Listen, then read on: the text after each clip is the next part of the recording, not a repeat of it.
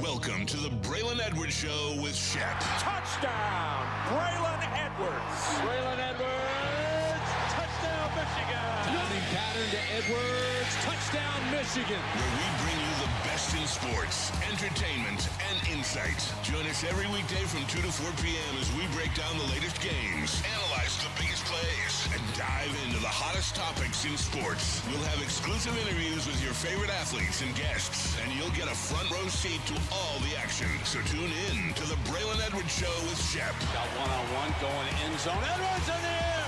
Oh, what a catch by Braylon Edwards. His second touchdown of the game. On the Woodward Sports Network, where sports comes to life. Wow, what a day, huh? What a Thanksgiving celebration. I hope you didn't let the Lions' loss ruin your holiday celebration with your family and your friends. I know it stung for a little bit. Our hope is here on the Braylon Edwards Show, as we dive into it, and we will dive into plenty of it, is that you enjoyed family and friends first and foremost, and then a little bit later on recognized we've got problems. The Lions have serious problems. So Braylon is here to talk about it. We've got Justin in the booth. We've got Brendan in the booth. Glad you guys are with us. Dr. Jeffrey Pierce will join us a little bit later on. Gus Johnson is scheduled to join us as well to talk Michigan, Ohio State. We will do that as well. But how was your celebration? And thanks, by the way, for bringing in some of the food that I thoroughly enjoyed earlier today for lunch. Well, I told you I would bring you some leftovers in from Thanksgiving Day. So happy to oblige. My mom prepared it well, so thank you. Shout out to Mom. Thanksgiving was cool. Got a chance to spend it with family. Family is growing in a sense. My mom's best friend is marrying my cousin, so Rudy and Kim will be married in June. Great. So their family came over, so we had more kids, more smiles, more laughs, more conversation shared. So it was, it was a nice upbeat pickup after, the 1 o'clock loss, if you will. Who, when you're watching a game like that, how's the emotion? Is it in check, or do you let your emotions and other people in the room, their emotions get the best of the individual? My stepdad, like CP's emotional. Like, he watches the game, like, he really, I don't know if he necessarily was a sports guy before, you know what I'm saying, marrying my mom and then having me, but now he's dialed in. He's locked in. Every catch, every drop, every touchdown, every flag, every play, every and now he's to the point where, like, he really knows his stuff too. So he's the one that dives in, because I'm still a new Lions fan per se. Yep. I still watch it just in the space of football play. Right? Just enjoying a good game, if you will, or not necessarily a good game, but just enjoying a game, the calls, and watching it and dialing in. So I'm not. But you watch it differently. That fourth down. That fourth down brought emotion out, I will say. Yeah, so that brought a lot of emotion out. There's a lot of emotion, too, with what many people feel, and rightfully so, was a key play in the game in which Green Bay was awarded a timeout instead of a 5-yard penalty. So that is important, but it's not the only reason this team lost. So we'll get into that coming up. And, of course, the Michigan-Ohio State rivalry, really looking forward to that conversation as well. But first, we want to recognize, and we do this every single week, it's the Braylon Edwards Show, Smoothie King High School Athlete of the Week. Excited. 100%. I thought you were still going with that. I didn't know you were passing off to me, man. Extremely excited.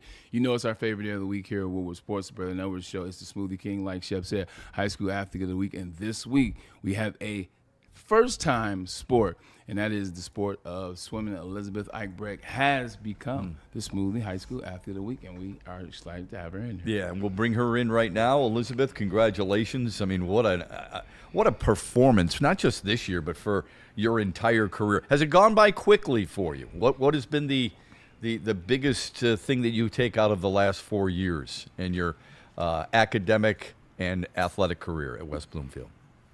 Thank you for having me on. It's a pleasure. I think the biggest takeaway is that you have to learn to not take yourself so seriously sometimes. You just got to have fun with it. Food for thought. I need to live by those words, for sure. I was over here enjoying one of these smoothies, so my apologies. It was going down. Four-time state title holder. Like, just talk about it. What does it mean to win state titles? We come over here so much, and we have athletes that are more in a team space, although swimming is still team, it's still graded that way, but you're an individual swimmer, if you will. Talk about yourself and how you get ready and what went into, being a champion, which you are 4 times over? It's just the hard work that you put in, I think, to practice every day. Swimming is not, you can't hide behind anything in swimming necessarily. What you go out there and do is what your time shows, and you can't necessarily be behind other people, other sports. And so you have to put in the work consistently day in and day out. One of my good friends when I was in college and in professional ranks was Michael Phelps. Michael Phelps got to Michigan when he was a freshman. It was my senior year, so we had a chance to overlap, become friends, and talk. Never trained with him because 4 in the morning was crazy to me. It was ludicrous. But I always ask him, how did you get into the races that you chose? Why did the races choose you? How did you become synonymous with these individual events? So for you, 200 freestyle, 500 freestyle, how did those become your races? I guess in a sense they chose me. I don't know. I guess I don't really have the stroke to sprint, necessarily. Mm-hmm. And I guess these just fall right in the middle where I fit. So. Okay. Can you talk about the sacrifices that it takes to be a swimmer? Whether you're a state champion or not, swimming is a very unique sport in that sense that it requires early mornings and long days on a regular basis. What type of sacrifices have you made during your high school career? This is going to sound really sorry. I have only ever been to 2 high school football games in my life. What? Yeah, sorry. You guys are really man. One was one of my best friend's high school senior night last year, and the other one I went to the West Bloomfield game against Groves this year because normally the football games, they're Friday nights, right? Mm-hmm. So I have to still be training on Fridays. So I don't really have much of a social life. Yeah. Okay. That's got to be tough. So there's probably not many dances you've gone to, not many parties you've gone to. I mean, it takes an awful lot of discipline. How long have you been swimming, and what do you enjoy most about the sport? I've been swimming on a team since I was 8, and I enjoy being around my friends. I've made very successful friendships through this sport in and around the state and the country. So, I mean, just getting to be with them at meets and practices is what really keeps me going. No, you're 100% correct. I remember being in high school. I didn't attend a lot of parties in high school. I wasn't driving. I didn't get my driver's license until the end of my senior year. I wasn't going to parties. I wasn't hanging out. I was football. I was track. I was school. I was basketball. I was baseball. So I definitely understand, kind of like sacrificing that social life early. News for you is later in life, you'll get to 25, you'll be able to do all those things. 20, college, et cetera. You'll be able to make up for the things that you lost in the high school state. Speaking of that, college.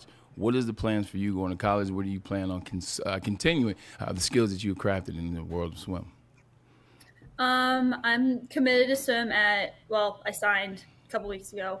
There we go. I'm committed to swim at Indiana University Bloomington. Oh, IU. Yes, IU. That's a hell of a program there. They've got a hell of a swimming program there. Yeah, the men got 3rd at NCAAs and the women got 4th. Wow. Is this one of those situations where in swimming, do freshmen, are they jumping right in, no pun intended, jumping right in and contributing, or is it similar to maybe like a football, almost a basketball once in a while, where you've got to sit back and learn a little bit? Like, can you go to IU and contribute right away? I can, yeah. Okay. There's swimming is it's not like football where it's almost more, I don't want to say skill based, but it's almost more like the seniors or the upperclassmen play better because they've been on the team for longer periods of time. Yeah. But there are plenty of swimmers that could score NCAAs right now, and they're in my grade or in the grade below. Wow. Okay. It just depends on what your times are. Can you take us through a day of what we were talking about sacrifices a little bit earlier with it? Take us through a day of what it's like to be an elite swimmer at the high school level. I mean, if you really want to excel, what does it take? What time you waking up? What are you doing? What's your calorie intake since you burn a ton of calories in swimming? How's that work for you? I have a pretty niche schedule, I think, as do a lot of swimmers who have to try to work around school and stuff. I don't do morning practice. Okay. My coach likes to be able to have me like sleep and be more like rested for school. Okay. So I do school from 7:30 to 2:23, which I know, weird ending time. And then we practice 2:30 to 5:30, and then I get food and I do my homework from 5:30 to 6:30, and then I get back in from 6:30 to 8. Who are some of the swimmers that have inspired you over your career? I know for me, I know different sport, but I always had individuals that I would take something from. I said, oh, I want to be a little bit like this, or I want to be like this person. I love the way that this person does that. And I took from a couple people. You yourself, are there any swimmers that you look? Obviously, Katie Ledecky is a name that comes up when you talk about women swimmers and the dynamo that she's been. Are there anybody out there that influences you, or does it come just from yourself? I think it comes from just a bunch of people around me. Like, there's some great female athletes in the sport. Allison Schmidt, definitely. There's a couple younger girls on my team that I strive to be better, to show them that you can be better. And then just like female athletes who have accomplished so much in Michigan. So like Jenny Vanker, I like so many awards, and I just strive to live up to those accomplishments. You mentioned Allison Schmidt, okay, an Olympic medalist and a Canton star, and you just broke her records in the 200 and 500-yard freestyle. What was that feeling like for you? Just the 200. Or just the 200? I'm sorry. What was that feeling like?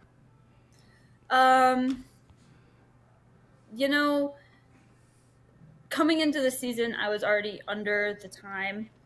After last year was a bit of a disappointment. So I just had to prove to myself that I could do it during high school season, and to do that and still drop time, it's just an honor. I thought, correct me if I'm wrong here, I thought your 500 prelim broke the record of Grand Ledge's Lola Mole in 2017. Is that incorrect? Oh, it did. No, okay. All right. I just wanted to make sure of that. Look at that. Well, congratulations. Thanks for joining us. I hope you had a great Thanksgiving, and all the best at IU. Are you graduating early by chance and headed to Bloomington, or are you going to finish out the rest of the year there at West Bloomfield? No, I'm going to finish out the rest of the year. I could have graduated early, but that would have been a conversation that would have had to happen like a year ago. Copy. Very true. All right. Good luck to you. Thanks for your time. We appreciate it very much. We'll and congratulations on Elizabeth. For the Smoothie King 12. She'll be a part of that. Yeah, we will see her. Thank We you. will see you here later on. Yeah, absolutely. you so Elizabeth much. Go Eichrecht Lakers. from West There you go.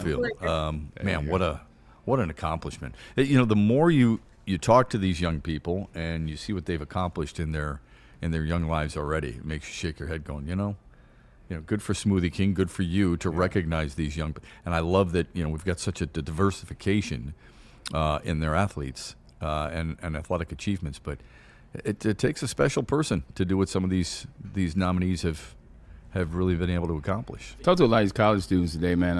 A lot of players at Michigan and other places, and they're just so much more, dare I say, and it's going to sound crazy, mature than we were at that phase. I saw a stat that came out maybe a month or 2 or 3 ago talk about this era doesn't drink. I know this is completely separate, but this era doesn't drink, much like our eras or the eras before. And when you talk to these kids, you really see it. Yeah. Like these kids in college, they're not drinking, they're not going crazy, they're not going to clubs, they're dedicated, they're focused, they're dialed into the things that they're supposed to be dialed into, whether it's religion, whether it's sport, education, friendship, and also the community. They do a lot of work in the community, but when we interview these Smoothie King High School 12 or 9 so far, you see how it's like that at college because they're so mature at this age in high school. CJ Sadler, I ran into Duke Banner's father this week, and now you see right here with Elizabeth Eichrecht, she talks about sacrifice. She's not worried about going to football games on Friday night because she's going to the pool. Right. She's doing the things that she has to do. She's sacrificing here. She's worried about being a good example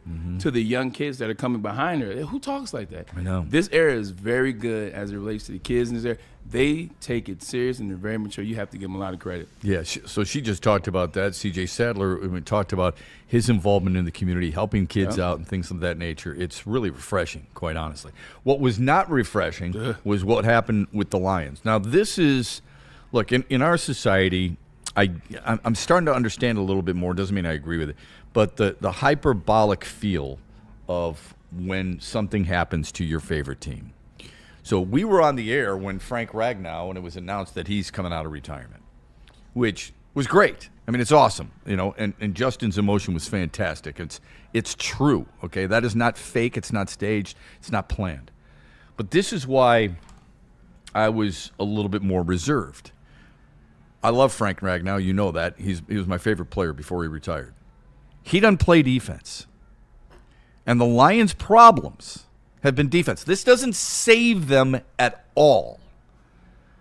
What saves them is what would have been necessary needs or even better play or what dare I say health on the defensive side of the ball.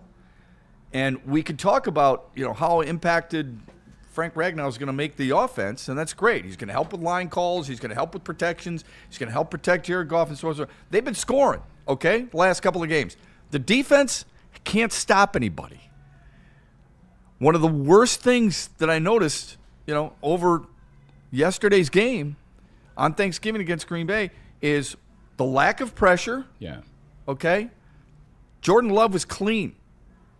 And the inability to get off the damn field on third downs and fourth downs specifically. I don't care how many guys come back. If you can't fix those two problems, Braylon, this team's not making the playoffs, and they may not make the playoffs anyway.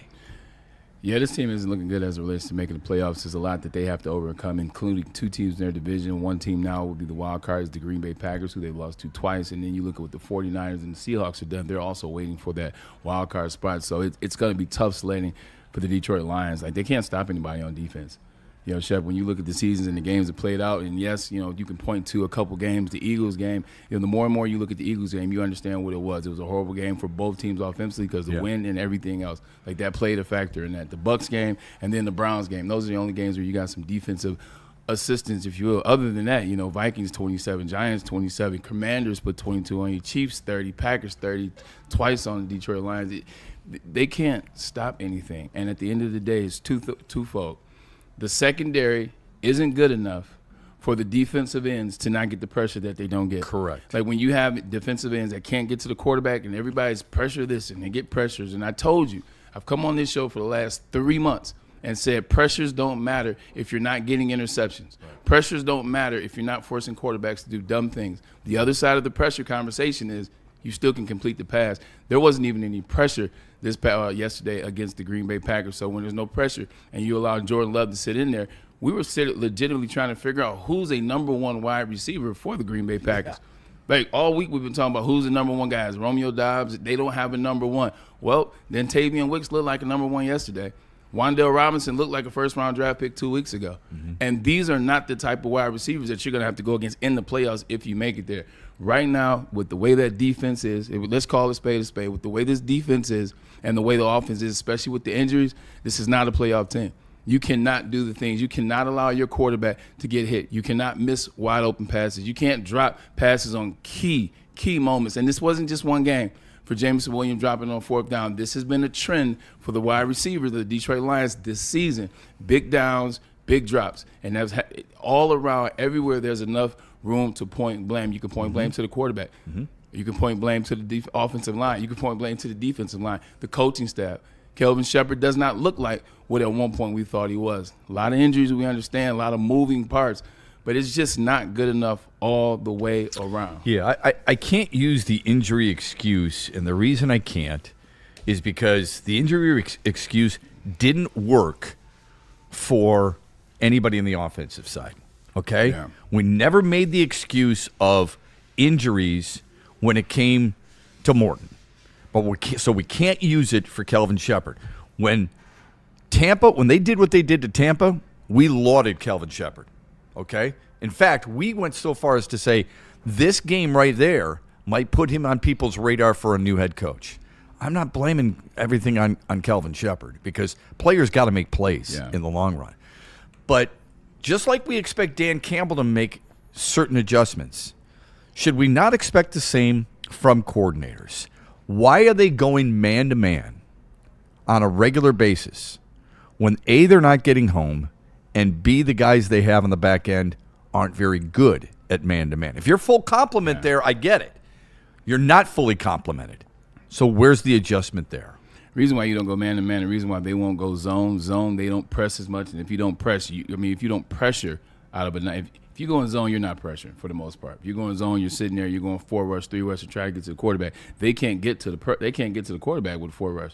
They can't get the quarterback in zone. And then when you sit in zone and you're not rushing 5 or you're not blitzing, what that does, it allows a quarterback that knows what he's doing to pick you apart. Okay. Your secondary isn't good enough to defend a zone situation. Okay. And that's why they stay out of zone, because man-to-man allows you the shortest amount of time between snap to the quarterback if you're pressing the right way, if you're playing man-to-man press the right way. So that's why they're doing it, is because they don't have – it sounds crazy, doesn't it? They're pressing because they don't have actually the DBs on the outside. So it's just tough sledding right now. So what you're telling people is in order – if you're going to play zone, you've got to get pressure with 4 more oftentimes than not. Because if you're sitting zone – and if you're going man you're going to bring blitzes from your safety, from your linebackers, and so right? Okay. 100%. Because if you go man-to-man coverage, like the man-to-man coverage allows DBs to disrupt the route of the wide receiver, and that's where you get an edge at. You get a chance to disrupt the wide receivers. Maybe there's a little bit off. Maybe you can get to the pressure a little bit. Quarterback has to throw the ball a little bit sooner.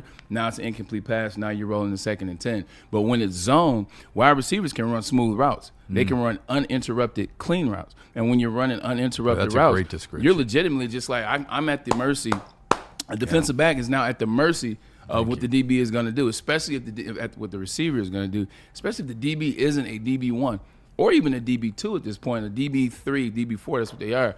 They're like, oh, shoot, what's he going to do? What's he going to do? They're reacting. Mm-hmm. Zone makes you reactionary more. That's thank you for that. Yeah, I'm serious. I wasn't connecting the point. No, but that's such a great description. We have not heard that. Yeah. Okay, we haven't heard that from anybody. The reason you don't go zone is because they get a clean release, they get a free route, and you better be able to get home with 4. Detroit can't get home with 4. Hell, they can't get home with 5. They can't get home with 6. Yesterday, I noticed they're blitzing Anzalone, they're blitzing Campbell, they ain't getting home. And that's a problem. Now, we can blame Aiden Hutchinson. More has to be done. You said it 4 or 5 weeks ago. You expect more out of him, okay? Because I don't want to hear the double teams. Everybody's dealing with Micah Parsons was dealing with double teams. Myles Garrett at 8-sack day had double teams, all right? Yeah. When I'm sorry, I know you don't like me to bring up the financial aspect of it. When you're getting paid this much money, you've got to deliver. It's no different than in any other sport, okay? So we're not picking on one specific guy, because I haven't heard anything about Tyleik Williams lately. After the first game, Ali McNeil was back. Where is he? I watched specifically 92 yesterday, Marcus Davenport. Where was he? It's not just Aiden Hutchinson. But when you're getting that much money, you are going to be singled out, just like you would if you're a wide receiver, a quarterback, or a running back. So it's fair. Yeah, it is fair. And, too, I think the thing about it is there's been a lot of different type of offensive systems that have had success on Lions defense. So it's not just one offense. It's not like you're like, well, that was Jordan Love and this is a really good Green Bay offense. Is it? Well, that was Jameson Winston and it was Jameis Winston. Like, you could point to – I don't want to go back to the Vikings. There have been a lot of different offenses that have had success on this defense, and that's just glaring. Yeah, that's the other thing. The fact that you're not even turning it over and you're losing, right? It's not like the opposing defenses are forcing a lot of turns. The opposing defenses are just punching you in the mouth and beating you flat out. They lined up and got 3 4th downs yesterday. Yeah. They lined up and allowed the opposition to get 3 4th downs. At some point, the will and the resolve have to be there. Yeah. At some point, you have to make a play. You can't tell me who's playing and who's not playing. To your point, you have to line up and make a play. Hey, look, this is what we want to do. We said this is where we want to go. Somebody's got to stand up and make a play. That's what the Lions have had in the last 3 years. That's what they've had. They've always had a guy to make a play. They've always had somebody to stand up. They've always had a guy coming off the bench, or they've always had one of the stars. Like, now those plays aren't getting made. Like, now that energy is not there. Like, even when the Lions they were in the game, it didn't feel like they were in the game. I agree. Like, even when the Lions were right there, game wasn't that, was 10-3, 10-7, or one of those. And look at the score right now. It was 17-14, and I still felt Green Bay was just a lot You ahead. felt like you had to. You felt like you were swimming upstream the entire time. That part. You know? And that's every single game it feels like. I know. Every game feels like you're swimming upstream. Like the Giants helped them get the win. A negligent coach. Correct. This is three losses in a row if the coach kicks a field goal. Yeah. And if your coach kicks a field goal, okay. Now, we can debate that all we want. But the bottom line is this team is in trouble in a lot of different areas. One guy is not coming back to make the biggest difference. And we're not going to sit here on this show the day after Thanksgiving and bitch about what Brad Holmes didn't do. We've already done that.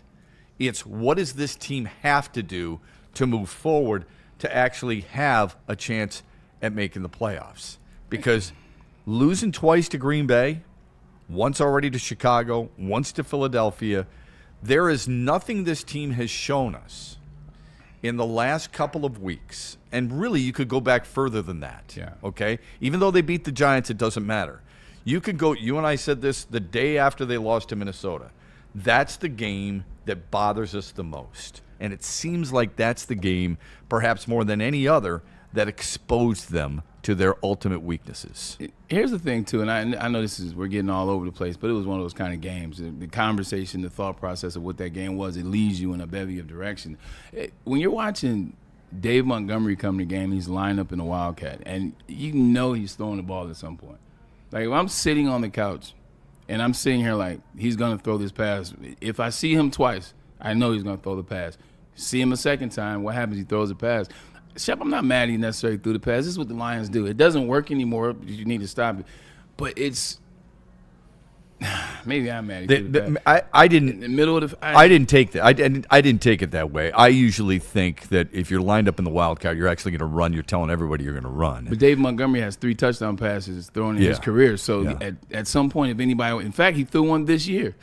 Yeah, and they when you split Jared Goff to the left, like just take him off the field, okay, and put somebody else out there who might be able to contribute something. Basically, by doing that, you're playing 10 on 11, and I can't stand that. All right, I think there's too many times where I used the word desperate, Wasting a player. Yeah. I thought Detroit was desperate at times Because they are. trying with certain things that just don't appear to be like the end around. Your offensive line can't sustain blocks long enough for that. That's been proven. Yeah. The toss back to Jared Goff. The line can't hold long enough, although he should have caught it. That was on Jared. Hold on. Jared Goff, and I'm not happy it happened to Jared Goff because he's a Lion and I'm cheering for the Lions. But I'm happy that happened because it happens all the time with wide receivers, and everybody's always like, you got to catch the ball. You got to catch the ball. Catch the ball first. Yeah. That's exactly what Jared – hold on. But this is about to get funny, though, Shep. Okay. I'm watching the play, and Jared Goff – the play was a touchdown. That's why Jared Goff – if he catches that, you think it's a touchdown? I know it's a touchdown because that's why he took his eye off of it. Gotcha. Because it was there and he saw it. So he got excited. So that legitimately – they're tossing the ball. He's like, I'm about to – shoot, I dropped the ball. Yeah. For Tom Brady to get up on that broadcast and talk about dropping passes, aren't you the same quarterback that I saw drop one in the Super Bowl that been a wide open touchdown? The pot calling the kettle black, like come on, Tom. We saw you in the Super Bowl. 6 rings, but I get what you're saying. It's not about the 6 rings. It's about that particular play. You dropped one too, so pipe down. With that being said, that's that pressing that I've been talking about. I think you're right. Talking about Amon-Ra dropping passes. You talked about it the other day. Players missing tackles. Players trying to do things because what we see now and what everybody I hope in the chat understands is a serious situation, maybe one where they don't make the playoffs. The Lions have felt that for the past month plus. The Lions have felt that. Jared Goff has a wide open touchdown, and he's legitimately like, you got to catch the ball first. It's 1, 2, 3. But things like that, that's the press of shoot. Yeah, 100%. And you've said that. You feel like they're pressing. You know, the Brady thing, I get it. I can't. It was just funny. I know it was funny. You can't pipe down. Every analyst does that. Tony Romo does it. And, you got to complete that pass. You've missed passes before. Every particular thing. Every guy does that in every sport when they themselves, while playing, didn't do it. That's why a lot of them are really hesitant to even say certain things because they don't want to piss people off and say, you know what, go back and look at my career. I never did that. Oops, yes, you did. Yeah. But I hear what you're saying. Yeah, look. The desperate thing, what is it that you notice in this team, not just the way it plays, but the way it carries itself. What do you notice of it being that tense, that type of restrictions that they have on themselves because of this stuff? And typically, like when the Lions are humping, when you're cooking with grease, like they have been, let's say last year, 23, et cetera, and at the end of the 22 season, that run that they had 8 of the last 10 games, like it's just organic. You can watch them, and they're not overthinking things. They're getting their depth. If a route is 16 yards, they're getting to 16. If they're wide open, they're supposed to catch the ball. They catch the ball, they tuck it, then they look upfield. Like if they're supposed to, whatever they're supposed to do in the last couple of years, they've done it. They've had moments where they haven't, but as a whole, they usually do the things that they're supposed to do. This season, it's not. You can see on routes where it's supposed to get 16 yards, guys are pressing because they want to hurry up and get to the ball, so now they're getting 13. Now they cheat their depth. Now they're not past the sticks. Now it's not a first down. Now they're trying to catch the ball. Now they're trying to get to the end zone before finishing catching the ball. Now you're dropping. Now you got guys coming up, meeting guys in the hole, and as opposed to just form tackling and wrap the guy, they're trying to do something cute, knock the ball out and tackle at the same time. Now they're getting run over. Quarterbacks, as opposed to just take, not quarterbacks, Jared Goff, as opposed to just take what's there sometimes, he's trying to take the big play or even bigger play, and he's missed first downs this year where guys were open. He's missed touchdowns where guys were open because he's only focusing on Amon-Ra St. Brown. Because now that I'm pressing, because now that I believe bleep is hitting the fan, who's the guy I trust? Well, if you eye the guy you trust now all the time, everybody on the defense is going to eventually see that. Things like this are the press. Coaches doubling down for it, doubling down for it, doubling down for it. Coaches get second-guessing themselves. We saw the Lions get into a bit of a rhythm yesterday, and then all of a sudden they went right back to the thing that was killing them, which is running the ball right up the middle with Jahmyr Gibbs. Especially on a 4th down and 3 when they're not getting any. They did anything between the 2, tackles. 3, 4 times in a row, and that was after the series before where they had some movement, they had some plays coming in the pass game a little bit, and then they did 1-2 runs with Jahmyr Gibbs, and they got stopped on both of them. They came back, did the same thing on the next drive, and gave it to him 4 times, and then he got stopped on all 4. Yeah, look, I said this morning. They looked bad on their first 2 drives. There's no question. Okay, I mean 3 plays and out, they get 2 yards on the first drive. Second drive, it's 5 plays and 3 yards, obviously of it. Yeah. After that, it's touchdown on a 10-play drive. It's touchdown on a 7-play drive. They're moving the ball to a certain extent, 7 plays. They go for it inexplicably at midfield and don't get it. The next time they have the ball, it's a touchdown on a 5-play drive. The next one, it's 11 plays, 51 yards. They turn it over on downs, down near in the Green Bay red zone, and then the field goal to end things. It's not like they didn't move the ball. No, at times they did. But it's when you're making certain calls and what you're doing. Here's what I want to know. Go ahead. I'm sorry. I was going to say, I think a lot of people are wondering, I'm wondering whether or not people think this team's going to make the playoffs. Yeah, we can talk about that. We can definitely dive in there right now. The Brad Holmes stuff I definitely want to get to, too, because we'll get to that in the second hour. But the 4th down deal, I get it. It's our identity. It's who we are, blah, blah, blah. It's one thing when you're equipped to do that. Full complement of players. It's 100%. Like when you're fully equipped, full complementary players, the players that you have, everything is rocking and growing. And when you're doing it, you never worried about the Lions going for it on 4th down because you knew they had the personnel. Correct. And then it always felt like, oh, this is a given. Yeah. I trust them on 4th down and 3rd down. Right. We're in a year now where we don't have the personnel anymore. You don't have the same. You do not have the same offense. Right. You don't have the same You offense. can So a midfield go for it. We're not that team that we're going for the midfield right now. We ask players to constantly make adjustments. Yeah. Okay? We're asking coaches at halftime, really it's throughout the game, of making adjustments. The adjustment has to be a mindset, not just X's and O's, but it has to be a mindset too. You can go for it at the opponent's 47-yard line on a 4th and 3 when Kevin Zeitler's your right guard and Frank Ragnow is your center, and you have a full complement of players. Yeah. It's hard to do that when you've got a rookie at the right guard, you've got a journeyman who's your really second, maybe you're even your 3rd center, and an unproven guy at the left guard. It's borderline football suicide to be doing this if you don't have the personnel who can actually accomplish the goal. Yeah, 100%. So, I mean, that's the frustrating part. Now, some people in the chat, I give them credit. Somebody said, relax, we're going to make the playoffs. Why do I always have to relax? Like, why do we always have? When will you not relax? Like, when will the Detroit Lions faithful not relax? Like, it's not a. Yeah. Lions fans kill me. Relax, we're going to make the play. Based on what merit are the Detroit Lions making the playoffs and what they've shown you in the last 3 games? Yeah. They gave you nothing against the Eagles. They gave you nothing in the first half against the Giants. They gave you a resolve win. Fine, we'll give you that against the Giants towards the end. You saw what they did yesterday against the Green Bay Packers, a team that had already beaten them, by the way.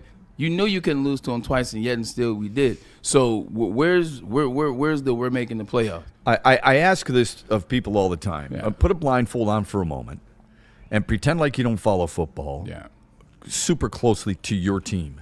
And you read off the records that are associated with the teams you're played. Bears, good win, right? Turns out to be a good win. At the time, it didn't really matter. Ravens, 500. Browns below 500. Bengals below 500. Buccaneers at 500. Commanders under 500. Giants at under 500. If you want to be convinced and say relax, it tells me that you're confident that, and we should all be confident that they're winning. Well, there are certain trends that I think we all have to recognize with teams and players, too. And this team's recent trend would tell you there is grave concern that they can turn it around and do it consistently, which is what they're going to have to do the rest of the year if they want to make the wild card spot. Yeah, 100%. I'm just, like, that Chicago Bears game, like, I get it. It's not a good win because when that Bears team, you played them, they weren't a good team. They weren't this Bears team, so I'm not even giving you that one. If you played this Bears team today, I don't know who wins, and that's the problem with the Lions and talking about they're going to make the playoffs. The fact that I don't know who's going to win that game, that's tough. The Baltimore win is not shaping up to be a great win. Not at all. Because they looked like absolute dog do last night. Oh, by the way, they put up 30 on the Lions. Yeah, exactly. And now what do you have left? You have a Dallas team that has won 3 in a row, and people are saying, well, they put up decent wins. They just beat the 2 Super Bowl contenders over the last 2 weeks and 2 teams that just beat you. So I think it's more than decent, okay? Dallas, problems. Rams, problems. Chicago right? in Chicago. Chicago in Chicago. Minnesota in Minnesota. You wouldn't think it would be a problem. Pittsburgh at home shouldn't be an issue, right? Guess what? You need more than 1 win. Also, too, now the Lions are in a place where they always were a team that people were hunting for now because the Lions had ascended to one of those type teams. But now they're hunting in a different way. The last 4 or 5 games of the season, they're trying to hunt and bury the Lions. Like every team that you now play, because one, they see blood in the water. They see blood in the water. They see an offensive line that they can shake. We don't know what Frank Ragnow is going to be when he comes back. For right now, let's just say they see an offensive line that they can get by. They see a defensive line that they can protect. They see a quarterback that they can get to. They see players that they can run by. Talking about the DBs. Like, this is what they see. So now they say, you know what, that same team that was talking stuff, the Detroit takeovers and all this stuff, and they came to our stadiums, and they dominated our stadiums, and this was the new team. This is your king. We got something for him. Like, that's the energy of the Bears. You saw what the Packers did. That's going to be the energy of the Rams. That's going to be the energy of the Cowboys. Cowboys owe us anyway. We embarrassed them last year when Aiden got hurt. So it's going to be an interesting remaining of the season. If you make the playoffs, you truly deserve it. Yeah, it'll be very interesting, the emotional side of things, because everybody said going into this game, look, Detroit owes Green Bay something, and that didn't seem to matter. Detroit's at home, didn't seem to matter. Detroit didn't get any pressure on Jordan Love last time. They know what they have to do. Didn't seem to matter. Green Bay moved the ball almost at will. Yeah. So I don't think the emotional side of things from a sports standpoint, Dallas is going to come in here because they know damn well that they got a really good shot at making the postseason. And they feel like they're playing better than just about anybody in the NFC. And Brian Schottenheimer and company can make a case for that. Emotion is the thing, though, because at the same time, the Lions were in the exact same space last year when they played against the Dallas Cowboys. They knew they were a good team. They knew they had opportunity, but it was personal for them, and that's why they put up a 50 ball. Yeah. Like, it was personal. Like, you can blend the two. Like, I think teams that do it well, you can blend the two, where you don't have to get caught up in the emotion and, lose some plays because of it. But you can add that fuel. Like, I've been in those locker rooms where I've heard Rex say some things. Like, when we lost to the Patriots. We lost to New England Patriots, the infamous one, the 49-3. When we played them in that playoff series, when we got to Gillette, Rex had some words for us in the locker room just to remind us. Hey, remember last time we came here? Yeah, I think it's a thing. There's no doubt about it. I think it's important. I think it's a part of sports. I love that part of sports. I just don't think it's the be-all, end-all. I think it's a combination of that and other things. Let's face it. You got to have talent, and guys got to make plays. Okay. Your best players have to make plays. Who's the best player yesterday who made plays? 2 weeks ago, Jahmyr Gibbs is better than Barry Sanders. That's what we heard. We heard it on this network. We heard it in the newspaper. We heard it on people on social media. That's the case. Against Tampa, Kelvin Shepard's going to be a head coach somewhere. Jared Goss, the MVP. Amon-Ra St. Brown is better than Calvin Johnson. This is the thing that happens. Oh, my God, thank goodness. Frank Ragnow's coming back. Now we're saved. Oops. You know what we forgot? We forgot that he doesn't play defense. We forgot other teams are adjusting, and Kelvin Shepard actually can make some mistakes once in a while. The Jared Goff, when pressured, isn't as qualified to be an MVP candidate as when he is. Yeah. And with Jahmyr Gibbs needs an offensive line to actually become better than Barry Sanders. Those are all things that have to happen. On a funny note, where the hell did Tom Kennedy come from? When he caught that first pass, I was so excited. I said, well, he's still on the team? Good for Kennedy. Yeah, and then he's on the practice squad. And then he went out there and made 4 catches and had a touchdown. Like, he was actually probably – he was pretty good. He was the only consistent bright spot yesterday. Yeah, and as soon as Isaac Tesla catches one, Braylon sends me a text right away. He had 2 catches. I think he had 3 targets. And he had 1 touchdown. And didn't go back to him. But this is the issue with the Isaac Tesla situation. And I'm actually glad it happened. All right. You know why? It's because it wasn't just a preseason game. It wasn't a throwaway game that you lose. Mm-hmm. It wasn't right before the half against the Cleveland Browns, who nobody cares about. It happened on national TV when everybody was watching the Thanksgiving game, and everybody around the country can now say, where the hell has Tesla been? Didn't he do something in the preseason? Right. Why won't they give him the ball? See, now you can't put that genie back in the bottle. Yeah, right. Because everybody saw it. Because legitimately, the catch, the route, everything he did on that play, it was a really good play by him. It beckons, why aren't you in there more? Yeah. He only had 2 targets, by the way. And 2 targets, 2 catches, and 1 touchdown. Sounds like you should be getting the ball. It doesn't. I don't want to make it sound easy because he's taught us that it's really not like that. Mm-hmm. Let's be careful. Yeah. But when a guy's as productive as he has been, he sure seems sure-handed to me.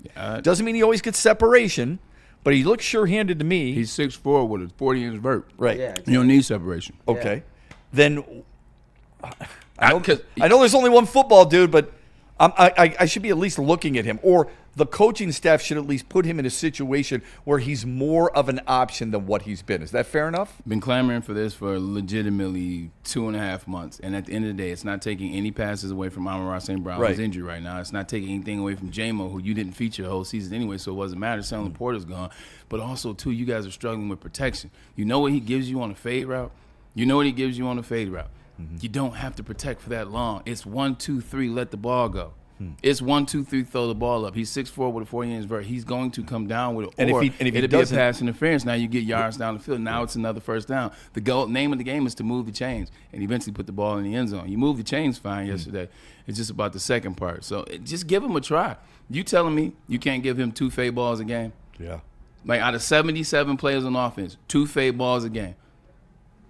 Just gets the job done, man. All right, we want to hear from you in the chat. There's a lot of traffic in the chat, and we're happy about that. Get those super chats in as well. Smash that like button a little bit later on. We're still is Gus Johnson still joining us? We are. Gus Johnson's going to join us. He's got the call tomorrow. Michigan, Ohio State. We'll get Braylon's thoughts, the feel of that game, what makes it different, plus your reaction to the Lions setback against Green Bay. After this, from Ben Johnson and Art and Jake's Sports Bar and Grill. Corporations, the government, even your insurance company will do whatever it takes to minimize their liability and withhold your compensation. You've heard me say it 1,000,000 times before, so I'll say it 1,000,001 times again. He's the guy for you, and he's Ben Johnson Law. Ben Johnson Law. BenFights.com. He's the fighter and been fighting for a very long time. He will get you the outcome that you deserve and that you want. And it doesn't matter if it's a settlement, doesn't matter if it's a verdict. He wants it all. So hit him up today at VENFights.com. Earlier today, there were a lot of people that Art and Jake's, no doubt, in one of their 6 locations, without question, throughout the state of Michigan, watching the Red Wings in wall-to-wall coverage. Now, you watched them lose, so that's 3 straight for them.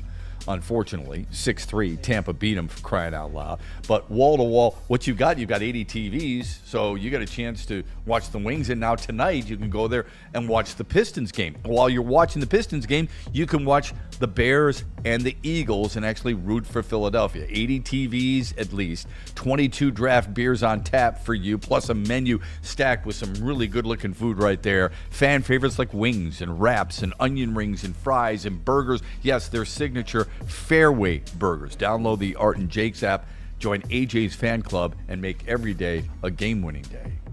Any Lady Jane's haircuts for men and claim your throne for a king's treatment from one of our talented stylists. Open 7 days a week. Walk in anytime. Just get to a Lady Jane's today and receive a precision haircut, scalp massage, hot lather neck shave, and a hot towel treatment. A haircut should not be a chore. It should be an experience. And that's exactly what Lady Jane's has to offer. Open 7 days a week. Walk-ins are always welcome. There's always a location near you. Lady Jane's haircuts for men. It's wicked awesome. Why do we fight? We fight to protect the innocent, to hold the powerful accountable, to bring the oppressors to justice. Why do we fight? We fight to secure and preserve our civil liberties, to get each and every one of our clients the justice they deserve, and to make the lives of real people just like you whole again. ThenFights.com. Planet Fitness now has even more best-in-class strength equipment. Join today for $1 down and save. We're stepping it up. We're not slowing down. Finding new face, new focus. Love that new equipment smell. So, you in? Join the club today. Save when you join for just $1 down, $15 a month. Planet Fitness. We're all strong on this planet.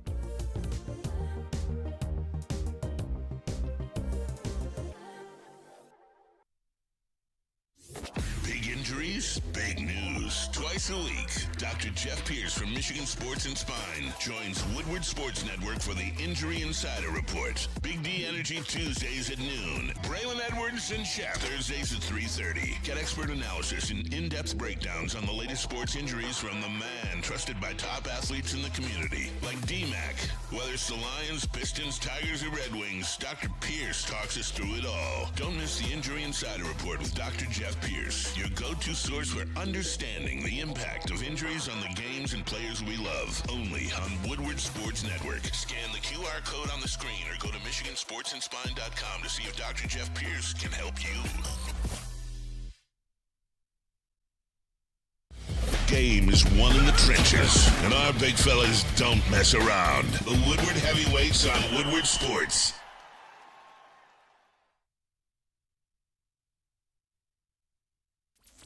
Is that an octopus in your pants, or are you just happy to see me?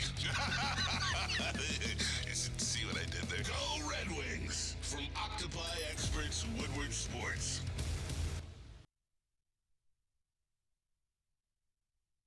No one gives away more cash and prizes than Woodward Sports. You don't believe us? Here's our latest $10,000 winner.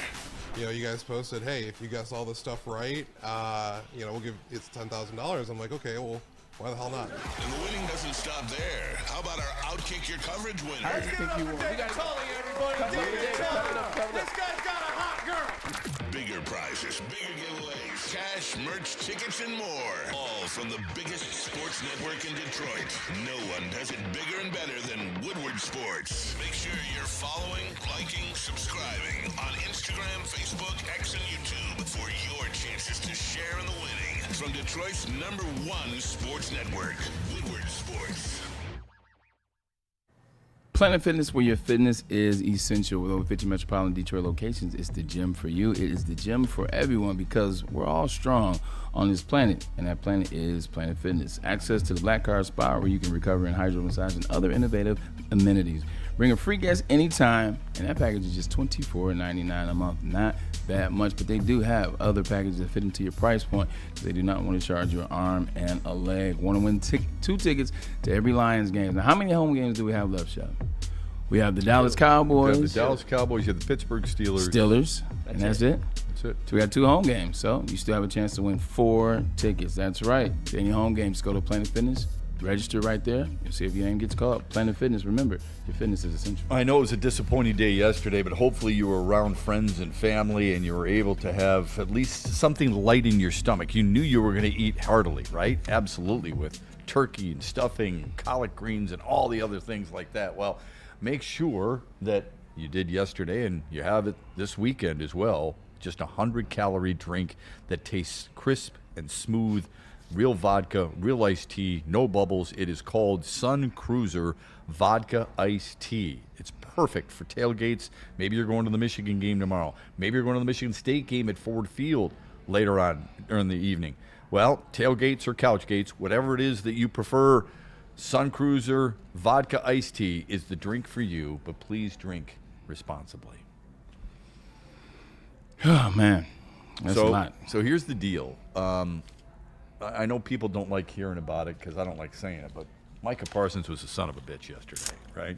2.5 sacks, the pressures, the quarterback hits, all those things. Now, I brought up pressures. I brought up pressures because the 2.5 sacks are part of that, right? And he seems to have made just about everybody better.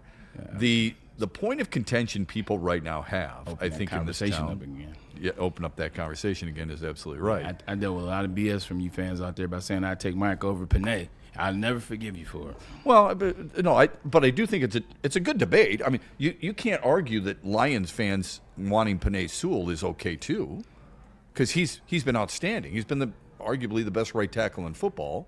Parsons has been one of the best defense or pass rushers in all of football. Two things, you always teach me this. Right. Two things can be true at the same time, can't they? Yeah. No, not in this case because you have to take one. I don't have a problem with people wanting to take Panay, but when I was conversating about you, the conversation was aggressive and it was abrasive, dealing with, well, he's this type of person and he's this and he's that, and well, he doesn't show up on all the plays, he doesn't run the rundowns. I was like, at the end of the day, this is why I will ultimately always take a defensive edge rush who has a potential to wear a gold jacket versus an offensive lineman that has a potential to wear a gold jacket is because of the effect of the game. Micah can influence and affect the game in so many different ways. Like, legitimately, when they played against the Detroit Lions, what was it? They played against the Cowboys 2 years ago. Micah didn't have a necessarily good game, but he did knock that ball out the 1 yard line. Actually, yeah, his Thanksgiving, we gave this on Wednesday. His Thanksgiving numbers were crazy. Yeah, so okay, so he's been really good on Thanksgiving. I want to get to some super chats, and I also want to get to some others that are in the chat room. Make sure you smash that like button if you can. Justin, feed us with some super chats if you got them. Yes, sir. Let me pull those up here. Probably none of those today.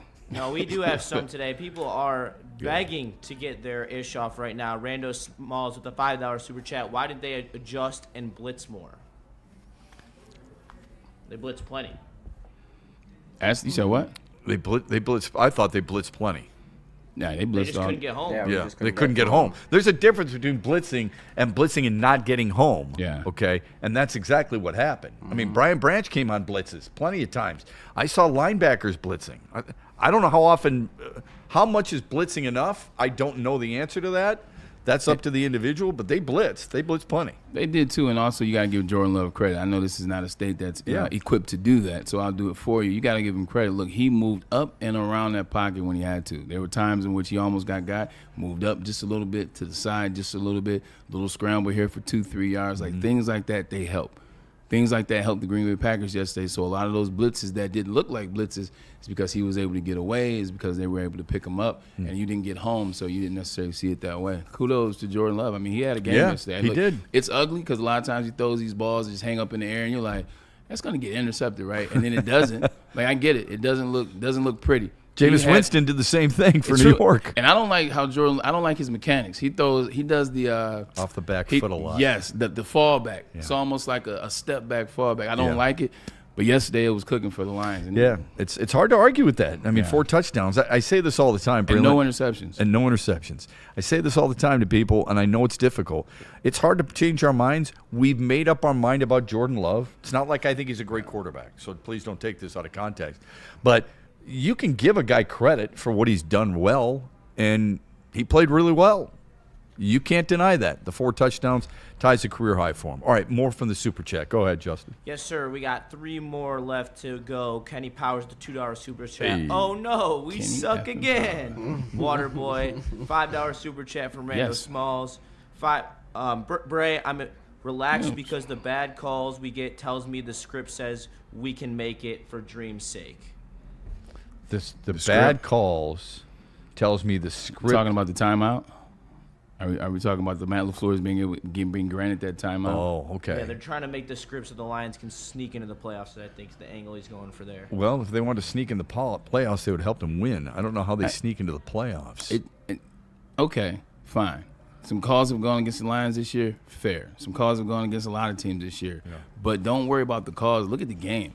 Look at the things the Lions are doing wrong. Did the refs drop that pass on 4th down? Did the refs call those bozo plays on 4th down? Yeah. Did the refs do that? No, they didn't, man. Did the refs miss tackles?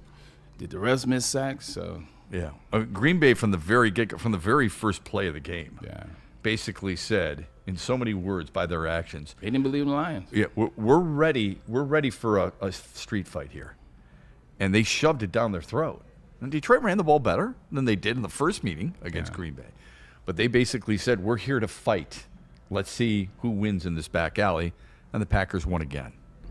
And I think that's what bothers Lions fans as much as anything else. Is the Packers. Braylon talks about, and rightfully so, the identity of the team, and it's been in the trenches, okay? It's not that hard to figure out. As much as we love the glamour of throwing the football down the field and wide receivers, no offense, going up and making catches, you win at the line of scrimmage.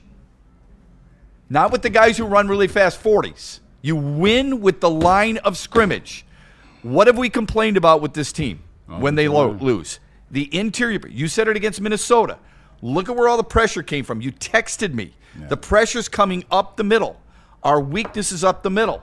The strength of this team last year was its offensive line. It's their weakness this year. One of the strengths last year or 2 years ago was its defensive line. It's a weakness this year. If you're not going to be strong in the trenches, you're going to have a long, long season. Go ahead. No, I'm just all right. Justin, one more. Yep. Let us know about Gus over there, too. He said he's in there. Yeah, he's ready. He's all set, ready to go. Jeremy Kruger, $5 super chat. I think Frank can save our whole O-line, maybe even the season, Super Bowl, or bust.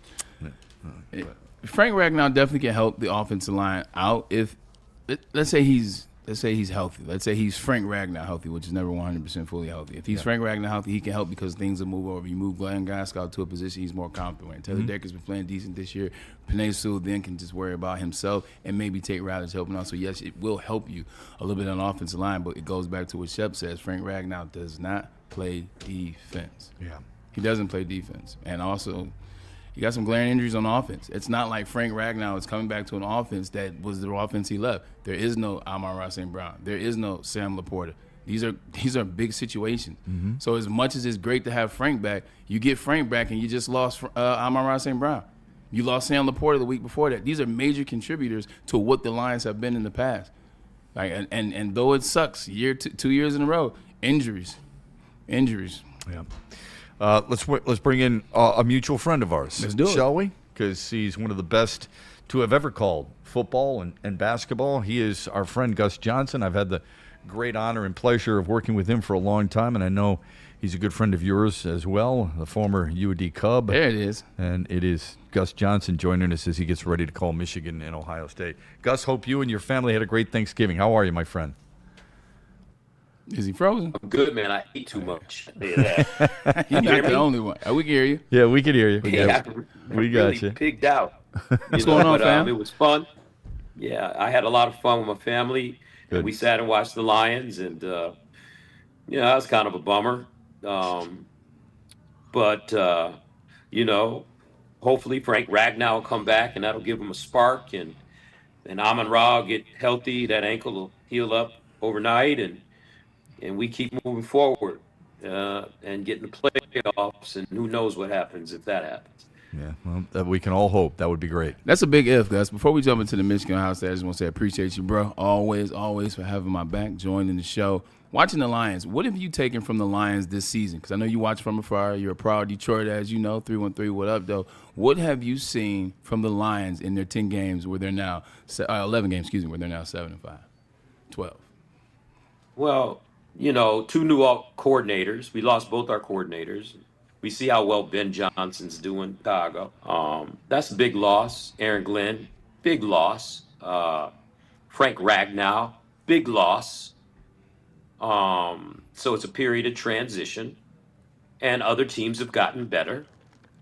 Like you said, Jordan Love, 4 touchdown passes on Thanksgiving Day. I mean, it wasn't perfect, but very effective. So I think we still have a great team. We have a great coach and a great GM. And I just, this is my team, Braylon. Yeah, So I know. we're going to be all right. We're going to figure this out. I'm not going to start hating on my team.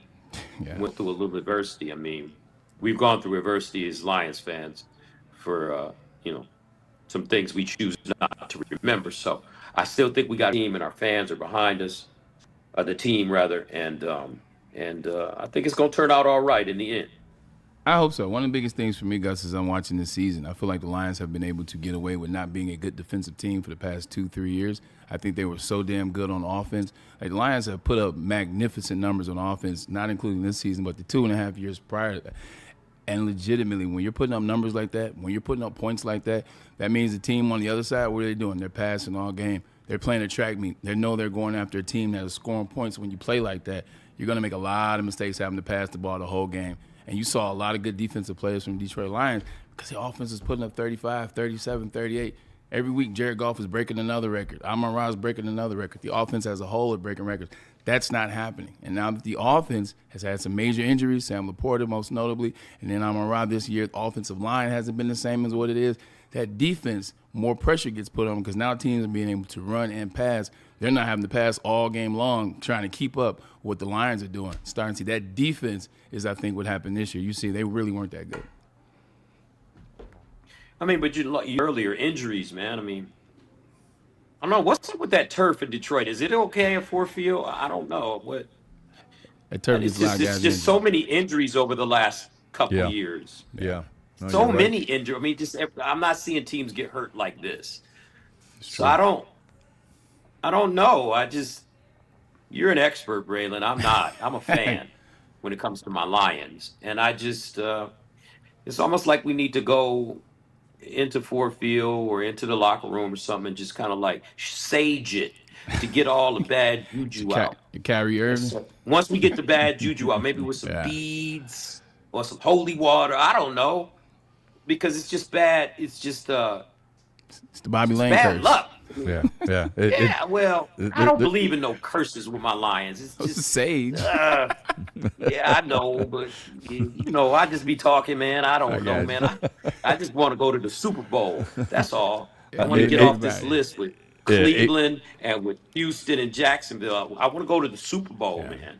I'm with you on that. I think we're all with you on Before that, I Gus. die. Yeah, amen, man. I mean, preach. That's exactly how we feel, especially since it's the only team that's original. Because Cleveland was, obviously left and came back, and the other two are expansion teams. You're getting ready for the game tomorrow, and you've done a lot of promos on this. You've called a lot of these games. You've called a lot of massive games in your broadcasting career. How is this different? How do you feel differently when you prepare for a game like this? Well, there's just so much on the line. It's just so exciting. I mean, I'm just excited to, when it's all said and done, my job is to watch kids play ball and talk about it and report on it. I'm a reporter, just like you, Shep. Me and you go back a lot of ways. Yeah. A long ways. When we used to work together doing the Lions games. Sure. We were the preseason games, Baseball game, Tiger games. The Red Sox and the Tigers at Tiger Stadium. You and I first started working That together. was like 96. Yeah, a long time ago. Yeah. Look at you, Titans. Long time Titans in the ago. industry. So it's just cool to get a chance to come back home and watch the conference that I grew up watching and the teams watching Michigan and Michigan State and Ohio State too. I mean, I spend a lot of time with these kids. Yeah. Sides, these are good kids. They're so good. Our football players are just leaders, and they're positive and hopeful and trained and brilliant. So I just think that it's exciting to watch and to talk. We talked to Ryan day to day. That guy's got pressure on him, man. If he loses this game after winning the national championship, his base is going to talk about firing him. But does that matter anymore? Because not to cut you off, but does that matter anymore? Last year, and I asked this question, obviously last year they lose, then they win the national championship, which is at the end of the day the goal. Back in the day, it used to be the goal for them to beat Michigan. They could care less about anything else. Now, with the way the 12-team playoff is and all that jazz, they could care less about meeting Michigan if they still can control that destiny. Is there pressure for Ryan Day to beat Michigan? Are people talking about firing him? No, they're not talking about firing him today. But if he loses tomorrow, they will. And which is ridiculous. Yeah. The guy never loses except to one team. Mm-hmm. But I think, and this is my opinion, they would rather beat Michigan this year than win a national championship because they won the national championship last year. They want to win the national championship, of course. But the people in Ohio, man, this is not sitting well with them. 4 straight, especially last year when they were the number 2 ranked team in the country playing at home. Favorite 21.5. Favored by 21.5, and they score what, 10? Yeah. Does this game have elements? Michigan broke them. Yeah, he did. Seemed like they broke them. Yeah. Yeah, he did. They broke them. No, they did. Mm-hmm. Woody Hayes used to always say that the definition of toughness is who could hit the hardest the longest. And then he said, Archie Griffin told me this. He said, it's like taking 2 walnuts in each hand and smashing them together. The weaker one will break. Yeah. Last 4 years, it's been Ohio State. Yeah, good one. That physical toughness, that physical toughness in Michigan, a lot of that was tied into the identity of Mason Graham and Kenneth Grant last year. You know, watching this Michigan, about to say the Michigan Lions, watching the Wolverines this year, what have you seen from them to be able to think that they can contend with this Ohio State team? Besides the rivalry, the ideology, and Ann Arbor, what have you seen with this Michigan team that thinks they can contend with this Ohio State team that looks pretty good in my estimation? Belief. They believe they can beat them. They believe that Ohio State gets tight every time they see Michigan. That's fair. Do you notice that? Can you feel that? Do you notice it when you're calling it? When you're calling that game, have you noticed that? And how have you been able to feel that from the booth? Like last year, I didn't think that there was any way that Ohio State would only score 10 points. Right. At home. Right. I mean, I was flabbergasted. Yeah. Like Jeremiah Smith? Yeah, exactly. Really? Yeah. Arnell Tate? Yeah. Travion Henderson? Yeah. Quinshawn Judkins? Mm-hmm. And they scored 10 points? But I just think that this Michigan team feel that when it's all said and done, when the rubber meets the... Let me see, how can I say this the right way? Michigan feels that their team plays for Michigan, but they feel that when the rubber meets the road at that point, you know, Braylon, in the game, yeah, that Ohio State plays for individuals, not for the Blocko. That was created by Urban Meyer, though. Like Urban Meyer created that culture of individuality because so much of it was we're bringing you to Ohio State to be an individual. We're going with the branding. They had a brand. Like I know all of the little jazz and things that they did. They had a brand manager. Hey, you come to your Ohio State, we'll build your brand. We'll build you out on Instagram. We see you have a following. We'll take that. We'll make that bigger. We'll put everything was building the individual athlete. And when you build that individuality, over time that ideology took. And Ryan Day was left with a bunch of individuals that were individuals. It switched. That's what the rumor on the street was last year for the Buckeyes, is that they, as a matter of fact, one of the coaches from Michigan said he watched a certain player score a touchdown and how none of his guys came around him to say attaboy. That's tough. That's crazy. They were the first. Remember though, they were the first one to have a player. You got a lot of high profile. Yeah, I was saying they were the first one to have a player. I'm sorry, they were the first player to have a player be healthy and forego his whole season so that he could prepare for the NFL draft. Like they were the first team to have that, and that was Nick Bosa. I don't know, man. That was Nick Bosa, the ankle injury. I mean, I just that's what I see. Yeah, and that's what I think the Michigan people believe. Now, will they prove that this year? I don't know. I mean, Ohio State, they got monsters on this team. You know, they got about 4 first-round draft picks, defense alone. McDonald, Styles, Arvell, Reese. Have you seen Reese? Yeah, he's a monster. Yeah. Woo! Yeah. 100% I have. Woo! I mean, Goon. Donald, Yeah, Downs. Downs, Igmignosin. Yeah. Igmignosin might be a first-round draft pick. Wow. And then you go on offense, and you got Carnell Tate, Max Clare, NFL player. Lamar Julian Jackson. Sand, Lamar Bo Jackson. I didn't even know his name was Lamar until yesterday. Oh, yeah? I thought he was Bo Jackson. Isn't that what funny? His name is Bo Lamar Jackson. Yeah. His nickname. Daddy gave him that.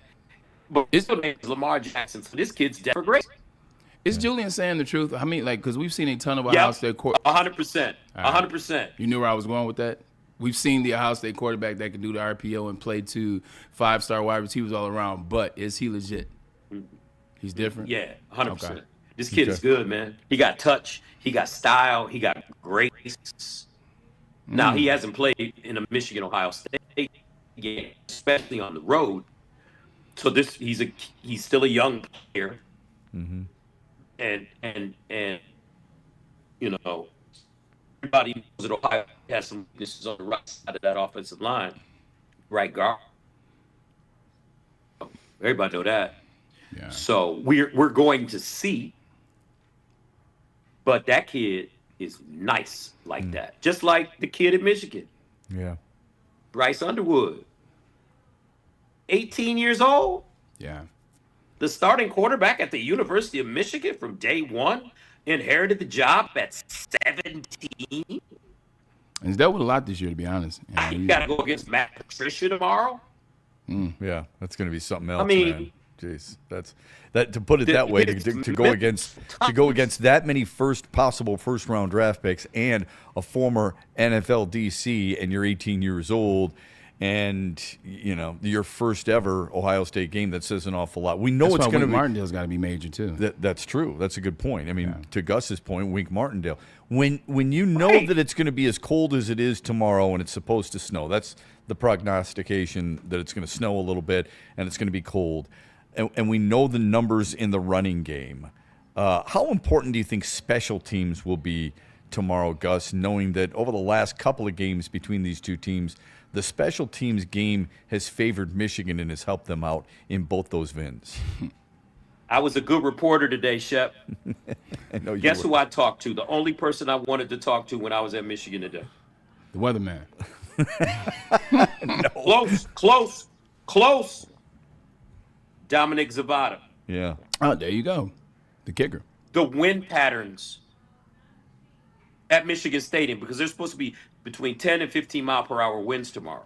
Okay. So we literally sat there for a half hour. I drew a field on a piece of paper, and he went over the wind patterns with me. Wow. He said, when you're going to the north end, the south end, right. If I'm standing in front, this is where I stand to call the game. So Main Street's to your south right. end, to the right. Okay. Yeah. He said, Gus, look at the flags. If the flags are blowing to the left, if both of them are blowing to the left, I'm going to just, if I'm 45 yards and in, I just want to kick it to the middle. That's going to be my aim. He's a golfer too. So we kind of talked about it in golfing terms. Nice. And he said, but you got to realize, Gus, that even if the flags on top of the goalposts are blowing to the left, there's still pockets in the right corner and in the middle, about midway up on the uprights, where the wind could be going either way. Wow. He said, I kicked one from 68 in my career in practice with the wind behind me. But I definitely kicked one from 63 and 61. So I said to him, I said, you know, you missed a bunch of field goals this year. That's not like you. He said, why? I said, why, man? He was like, man, I've been thinking about the league. And going to the league and doing what I need to do to go to the league. And it kind of has gotten into my head. These are really beautiful stories about these kids. That's a good one. And, you know, not only do they want to play for their team, but, you know, they're looking down the road. Right. And you know how it is. And, you know, Jaden Fielding for Ohio State, he missed 2 big ones last year at home. Yeah. So now he's got to come into Michigan Stadium. Before we let you go, and Michigan Stadium, Chef or Braylon, don't you feel like, at sometimes it feels like, remember Giant Stadium when Phil Simms played there and the Winds back then? The Meadowlands? Giant Stadium? Yeah. Yeah. Yeah. I think when I got traded to the Jets, we played in the Meadowlands for one last year. So I played in the Meadowlands for a year. That wind is ridiculous in November and December, like brutally weird. What is it like in Michigan in November, Braylon? Oh, you know, Lloyd didn't throw the ball in November, so I don't know. He just handed it. No, I'm just joking. Looking at a broad scale, though, Gus, outside of this game, just a paintbrush scale, what are you looking at in terms of the national champion this year for the NCAA? Who are the 4 teams, if there are even 4 teams, that you believe are there? Who are those 4 teams? For college football. Yeah, for college football. We got 12. I don't think it's 12 good teams. I think it's only about 4. But who are the 4 teams that can win it all? Or are there 12 teams that can win it all? I think Ohio State can win it all. Mm-hmm. Check. I think Indiana could win it all. Wow. Okay. I think so. I think Georgia could win it all. I mean, I would have thrown in Ole Miss, but you don't know what the situation Lane is. Kiffin might leave before the playoffs, from what I'm reading. Like, what is that? Say the AD gave him to the end of this week. Gave him to the end of this game tonight. Yeah, they're blowing out Mississippi State 38-19 right now. What about Texas A&M? Gus, would that be the other team? Haven't seen enough of them. Okay. But I heard they got a nice little quarterback down there. They do. Yeah, Marcel Reed's been playing out of his mind. Yeah, he's good. And Coach Elko. Done a good job. You can see that he knows what he's doing. So I wouldn't put that past him. I mean, I tell you a team you got to watch out for, and they might roll up on everybody like smooth criminals, is Texas Tech. They got some dogs down there, man. Yeah. They got the best defense. I mean, money can buy. Yeah. They have no quarterback, though. Yeah, I've seen them play a little bit. I think they're pretty good. Hey, before we let you go, if I made you commissioner of the NCAA, and I think they need one. People have talked about Nick Saban for football. If I made you the commissioner of the NCAA football, what changes, or maybe the biggest change, would you make to the sport to make it have more of a feel for what people used to love about college athletics? I wouldn't make any changes. I think it's perfect the way it is right now. Wow. That's old school. That's the past. The past is history. The future is mystery. So let's be where our feet are. I like it. I like the 12 teams. Playoffs. I like the kids making money. I love it. I think it's great competition. I think it's something about it that's really honest for the first time in a long time. I don't mind. You know? I'm happy players are getting paid, and I'm happy with a lot of things in college football. And like you said, it does evolve, so you have to keep evolving as well and stay with the times. That's fine. But the reason why I don't like 12 is legitimately there's 12 teams in the playoff, right? And I asked you to come up with a couple of teams that can win the national championship, and you came up with 3. Right. And then a maybe 4. That's why I still like the system where it was 4 teams, or even the BCS, if you want to go back that far. There is never going to be a year where I need 12 teams in the playoff to decide who's the best team in the country. Like, no more than 6, like, I think, to decide. Because once you start getting into the 9-2s and the 10-2s, and then now also trying to maybe even say, depending on the brand, we may even let a 9-3 team in here, depending on how it shakes up. Ain't no 9-3 team deserving to be in the national championship hunt for football. It just never should have been that way.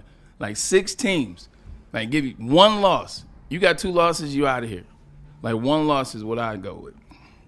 That's just me. Well, let me hit you with something. Go ahead. You ready? I'm gonna hit you with something. Bring him back on the screen for you. I'm ready. The ancients, Egyptians, and the ancient Greeks felt that the number 12 was the number of perfection and completion.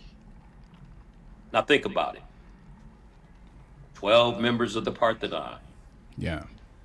12 tribes of Judah. Mm-hmm. 12 months in the year. Right. 12 jurors. 12 disciples. The day is broken down into 2 periods of 12. I think 12 is good. Okay. I think it's perfect and it's complete and it's 7. balanced. I would buy that if I didn't think 7 they is were going to divinity. if I didn't think they were going to expand it again, and I think they are going to expand it Here again comes 16. because I think 24. I think it's a money grab. Yeah. I think 24. So all 24 teams. 24 would be comical. That's what they're thinking. Yeah, I know they are. To make I it know. like an NCAA tournament. I'm Yeah. telling you this because somebody told me. So, somebody that's up there, I get it. Yeah. Somebody that knows somebody that knows. Yeah. Not my idea. 24 teams, you just take away from what the national champion is. That's what I'm hearing Yeah. as a good reporter. I think it'll be 12 next year, and then you watch it explode. But I do believe it'll be 12 again next year. That's what I'm hearing anyway. We can't wait to hear you and Joe Cladd and Jenny Taft. I hit you up Tomorrow. You'll do a great job as always. We appreciate the time. Hey, all wait, the best I to you got and your one family. Question for Gus real quick. Okay. Gus, first of all, you've been an irreplaceable staple of my college football love from the day one. So thank you very much. It is an honor to talk to you, Gus. For real, you don't know how much this means to me. But I got to ask you, because last year Mason Graham and Kenneth Grant made a statement on this game and were the factor which led them to victory. Who are the Michigan players that are going to have that type of day to beat this juggernaut of an Ohio State team? Rice Underwood. Perfect answer. Start with him. Crippen. The center. Mm-hmm. He's the key for the offense, to me. Because he's got to deal with that big boy in the middle. Yeah. And that dude can play. That dude's a first-round draft pick. Yeah. I think hopefully Jordan is healthy. But the way he played the last couple of weeks coming in for Jordan in Northwestern and then he played last week. Incredible. Walk on. I also believe that linebackers, because Hausman, I don't know if he's going to be around. There's got to play. Mm-hmm. Max Clare is a good player, that tight end. And they're going to try to run them. They So, should. yeah, I mean, they're going to try to dictate the pace. And I think those are the guys. And Zavada, to me,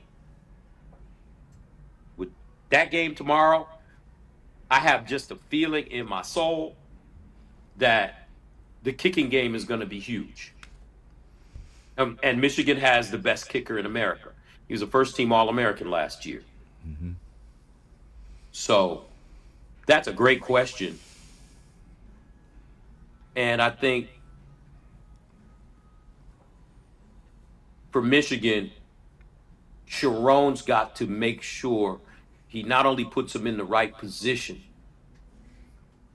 but he gives them that spark motivationally when the game is going to be hanging in the balance. Mm-hmm. There it is. Yeah. Because somebody brought this up to me. Okay. They said, because of the 12-team playoff and because of what Ohio State did last year, what happens if the Buckeyes get down do they just say, wait a minute, we still got a lot of football to play? Yeah. So psychologically, I just think that it's interesting. Don't you think it's interesting? It's just so interesting. And excuse me for nerding out here, but I'm a nerd when it comes to football. So yeah, it's so interesting the psychology of tomorrow's game, and on top of it, it's gonna be cold and windy. Mm-hmm. It's a factor.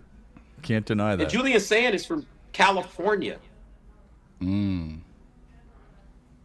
gonna have some barbecue tomorrow, Gus? You know, I stopped eating. Oh, man. I had to stop. I'm 58 years old, man. Let me tell you, nowadays, when I eat barbecue, the devil comes to see me at 3 o'clock in the morning. Oh, man. And his name is Heartburn. And that sucker sits right on top of my chest. That's fair. And says, see, you knew you shouldn't have eaten that barbecue. So you wanted to come see me. So here I am. And you know you're not going to be able to get rid of this until about noon. So yeah, you're probably right. Hey, listen, all the best. I would say Hill, Metcalf, Hillman, those are pretty important guys in that secondary for Michigan. They're going to have to get that job done against some really talented wideouts. We'll be watching. We'll be listening the whole time. Keep up the great work, my friend. Thanks for taking time today, man. See you tomorrow. All right, guys. Thank you for having me. I really appreciate you. Yeah, loved it, man. And loved go it. Lions. Go Yes, Lions. Yeah, go Lions. Who we going to see? See, even some of the best get caught up in emotion and becoming fans. Like, just because you're saying the Lions got problems doesn't mean you're dogging on them. It means you're saying what you're seeing, right? Which is important. True. Dr. Jeffrey Pierce is going to join us. We're looking forward to that. But I do look forward to getting your comments on what this game's all about. Michigan, Ohio State. We'll talk more about that on the other side when we come back here on the Braylon Edwards Show. Stay with us on a Friday afternoon. And getting a message from... You know how some things are so good they should be world famous, but they're not? Our house-made vinaigrette is one of those things. And the antipasto salad, we drizzle it over. Same with our hand-battered chicken tenders. Original recipe soups and pasta sauces. It's almost as if our original, world-famous Detroit-style pizza is mocking them. And that's not very nice. Come to any Lady Jane's Haircuts for Men and claim your throne for a king's treatment from one of our talented stylists. Open 7 days a week, walk in anytime. Just get to a Lady Jane's today and receive a precision haircut, scalp massage, hot lather neck shave, and a hot towel treatment. A haircut should not be a chore. It should be an experience. And that's exactly what Lady Jane's has to offer.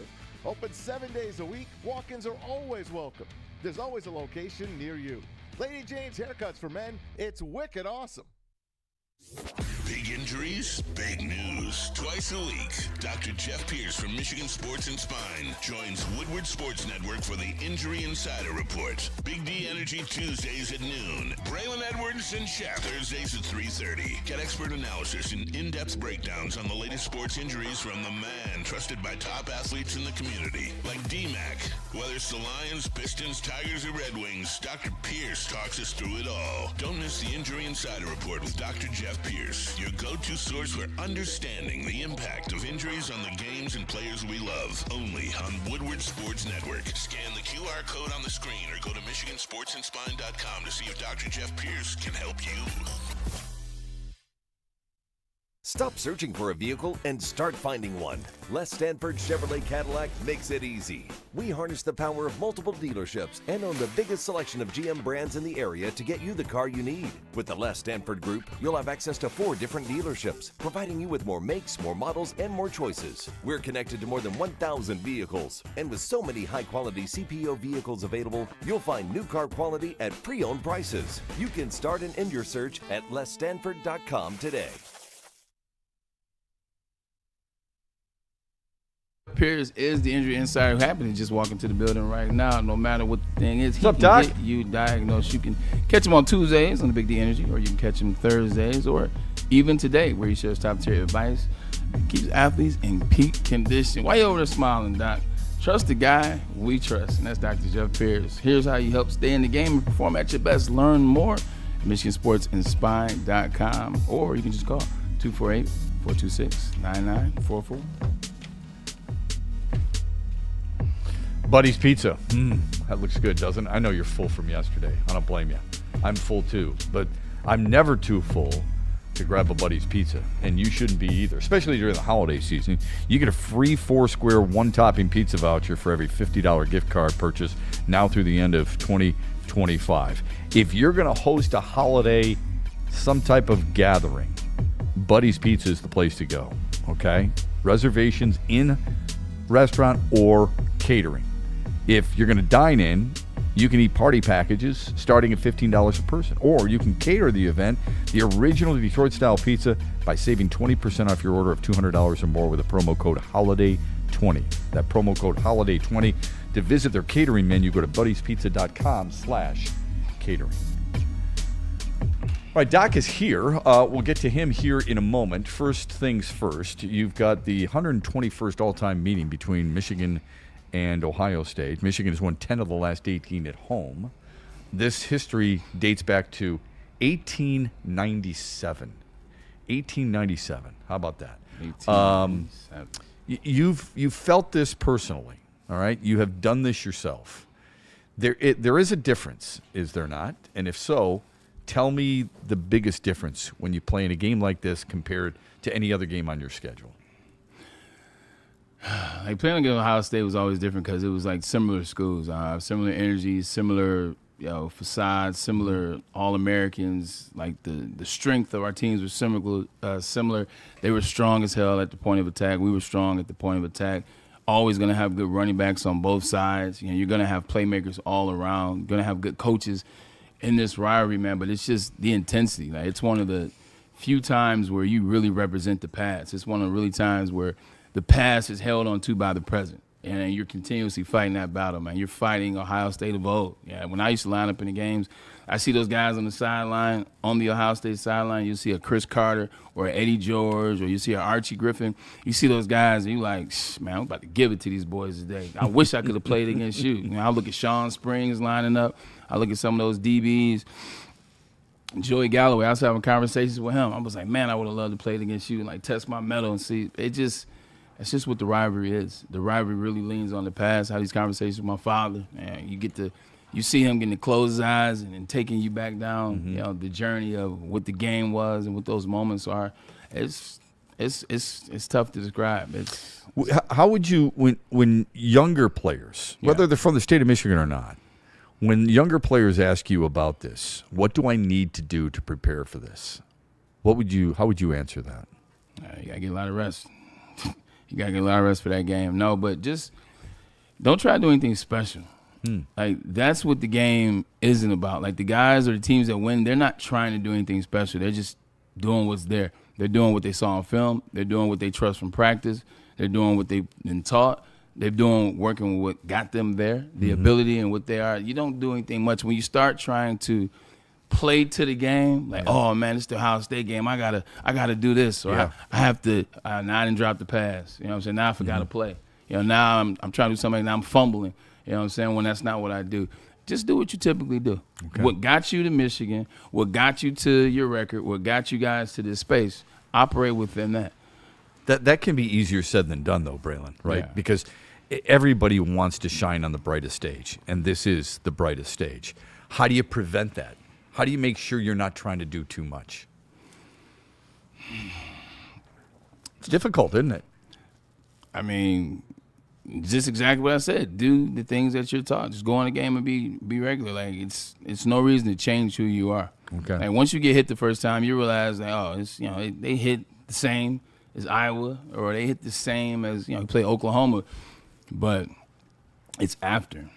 It's the losses. It's the wins. That's when you know it's the difference. Okay. So you've had a chance to watch Michigan all year long, and I know, being a football junkie that you are, you've watched Ohio State. What will be vital for Michigan to win tomorrow, do you think? At point of attack. Yeah. Like the point of attack. Obviously, we know about how good the wide receivers are, so you can say the DBs, and you would be right. But it's the point of attack. Like, if they can't put any pressure on Julian Sand, then they're in trouble. And if they can't protect for Bryce Underwood, they're in trouble. It's the point of attack. The Detroit Lions and Michigan have mirrored each other, in my opinion, in the last couple of years, like really well. And I've always said that they mirror each other because the strengths are the same strengths. What you see out of the Lions is what you've seen a little bit out of Michigan this year in terms of the offensive line. They got to come to play. And that defensive line, they got to put pressure on the quarterback. The line of scrimmage is literally, it's going to determine the game. Michigan is 24, 23, and 4 when both teams are ranked in the top 25. 24, 23, and 4. 24, 23, and 4. So they're a game above the break even when both Michigan and Ohio State are ranked. Yeah. We don't think that Ryan Day can be dumb enough and stubborn enough to do what he did a year ago. It's like Gus Johnson was just telling us. I mean, come on, you've got those guys on the outside and you're not throwing to them. Knowing that, could I argue that Michigan's offense could be its defense's best friend tomorrow? Putting up points? Keeping their offense off the field. Keeping them off the field? Yeah. Sustaining drives. Correct. Moving the chains. 100%. Yeah. Because what happens in a game like tomorrow, or excuse me, a game like tomorrow where you talked about the wind, you talk not the wind, you talk about the weather, the conditions. The longer Julian Sand and that offense are sitting, now I can break this down. When you're sitting on the sideline and it's a 25-degree day and it's cold, like your body tends to cool off. And when your body tends to cool off, it tightens up. The muscles, they tighten up, they restrict. And now the more time you spend, the tighter you are, now the more time it takes to warm up. So when you get out there, it takes a second. And those seconds lead to 3 and outs. Those seconds lead it into turn, things of that nature. So the longer you can keep them off the field, the more tight they'll be. Because I tell you a secret, Shep, riding that bike, you see people riding the stationary, but that's not the end-all be-all. Yeah. The stationary bike is not the thing that's going to have it. No, it's running routes on the sideline, running up and down, sprint, stretching, and the typical athlete doesn't do that. So these games like this, that's where you extend drives, keep that offense tight. Because the tighter you are, hamstrings get tight. And Jeremiah Smith, see what the hamstrings look like. Braylon, tomorrow when Michigan squares off against Ohio State, we know the Buckeyes are number 1. Michigan is number 15 in the latest college football playoff rankings. Okay, so they're number 15. Yeah. There are 6 teams ahead of them with 2 losses, at least 2 losses. There are some that have 1 losses, but I don't think that's who they're competing against. Right. If they beat Ohio State tomorrow, do you think they're in the top 12 for the college football playoff? I think so. Okay. I think so. Is that deserved in your mind? Yes. When you break it down, you can tell me all you want to about, I guess, the schedule and they didn't play anybody and they didn't have any significant win. It will be a significant win against Ohio State. Be the most impressive win of the season. For anybody. Correct. For any team will be Ohio State. And then you look at it this way, the 2 teams you lost to, well, now they're also in the top 12. Right. So when you look at it that way, you played some stinkers and it didn't look good against Oklahoma or USC. But USC, Oklahoma are both in the top 12. And you have beat the number 1 team in the top 12. Like, that is a resume. Actually, I'm sorry, USC's a few rungs behind them because they've lost 3 games. Oh, that's right. So right. Ohio State is USC's still probably out. Oh yeah, I mean, it's good. It was a justifiable loss at the time. I think the Oklahoma one I thought originally might come back to haunt them. You said they were going to have 2 losses this year. Before the season began, you said 2 losses. You thought Oklahoma was 1 and there was going to be another one in there. Let's see if you're right. Michigan can make sure you're right. Ole Miss won earlier today, 38-19. Michigan has a chance to do that again tomorrow. When we come back, Jeff Pierce, Dr. Jeff Pierce. We will talk about the Amon-Ra St. Brown injury, the Frank Ragnow injury, and now coming back, how he must feel, and a whole lot more. He's going to join us on the other side here on the Braylon Edwards Show on Woodward Sports. First, I'm going to tell you about Les Stanford, okay? This is the perfect time to really jump into a new car. Why? Well, because there's a lot of car dealerships getting some of their inventory off their lots. Les Stanford is not much different than that, but here's where they are different. Look at the deals. A 2026 Hummer EV for as low as $699 a month. They don't need to get the Silverado cab LTs off their lots because they've got a ton of them in there and they're brand new. 2026 for as low as $159 a month. Or you can drive off in a 2025 Cadillac Optic for just $449 a month. Go to Les Stanford Buick GMC. They've got something for you at lessstanford.com. Woodward Sports and Jack's Car Wash are partnered up, like I keep telling you every day. So I'll just, I give you some news speak. Get a car wash. And when you do it, get it at Jack's because they have the best car wash in the state. We'll even help you out with a free car wash. Text WSN to 888-522-1729. When I say it's the best in the state, it's because they do all the things. Hand drying, towel service, that is very key to keeping your car clean. And no scratches. 8 interior cleaning locations, free compressed air, free mat cleaning services, mat rooms, as well as free vacuums. And don't forget about the unlimited plan. You get the unlimited plan, you have access to all this year round. $29.99. Pull up a Jack's today. It's bear hunting season, and Dan Campbell is hungry for some kneecaps. If you can just get a hold of them and you start dragging their ass out to the deep, dark abyss, you can drown them. The Kings of the North are back for another year of the brand new Lions. Make sure you're locked in to Detroit's #1 sports network for all the news and info on your Detroit Lions. Woodward Sports, let's go. Head to woodwardsports.com and click on Shop. Get the latest in Detroit sports apparel and exclusive Woodward Sports gear. Woodwardsports.com can get the whole team outfitted. Love the Pistons, Red Wings, and Tigers? We got something for you, too. Shop online at woodwardsports.com. Why do we fight? We fight to protect the innocent, to hold the powerful accountable, to bring the oppressors to justice. Why do we fight? We fight to secure and preserve our civil liberties, to get each and every one of our clients the justice they deserve, and to make the lives of real people just like you whole again. ThenFights.com.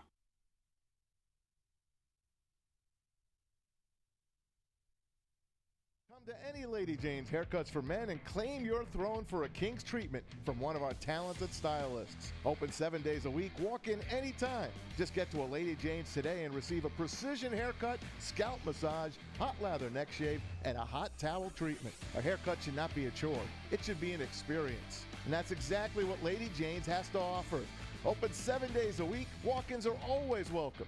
There's always a location near you. Lady Jane's Haircuts for Men, it's wicked awesome. Why do we fight? We fight to protect the innocent, to hold the powerful accountable, to bring the oppressors to justice. Why do we fight? We fight to secure and preserve our civil liberties, to get each and every one of our clients the justice they deserve, and to make the lives of real people just like you whole again. ThenFights.com. Stop searching for a vehicle and start finding one.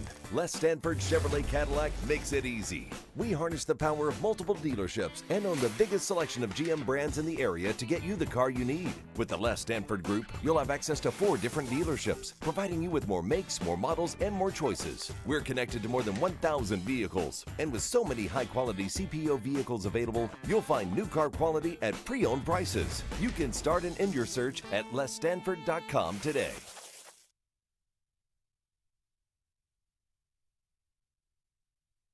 Planet Fitness now has even more best-in-class strength equipment. Join today for $1 down and save. We're stepping it up. We're not slowing down. Finding new faith, new focus. Love that new equipment smell. So, you in? Join the club today. Save when you join for just $1 down, $15 a month. Planet Fitness. We're all strong on this planet.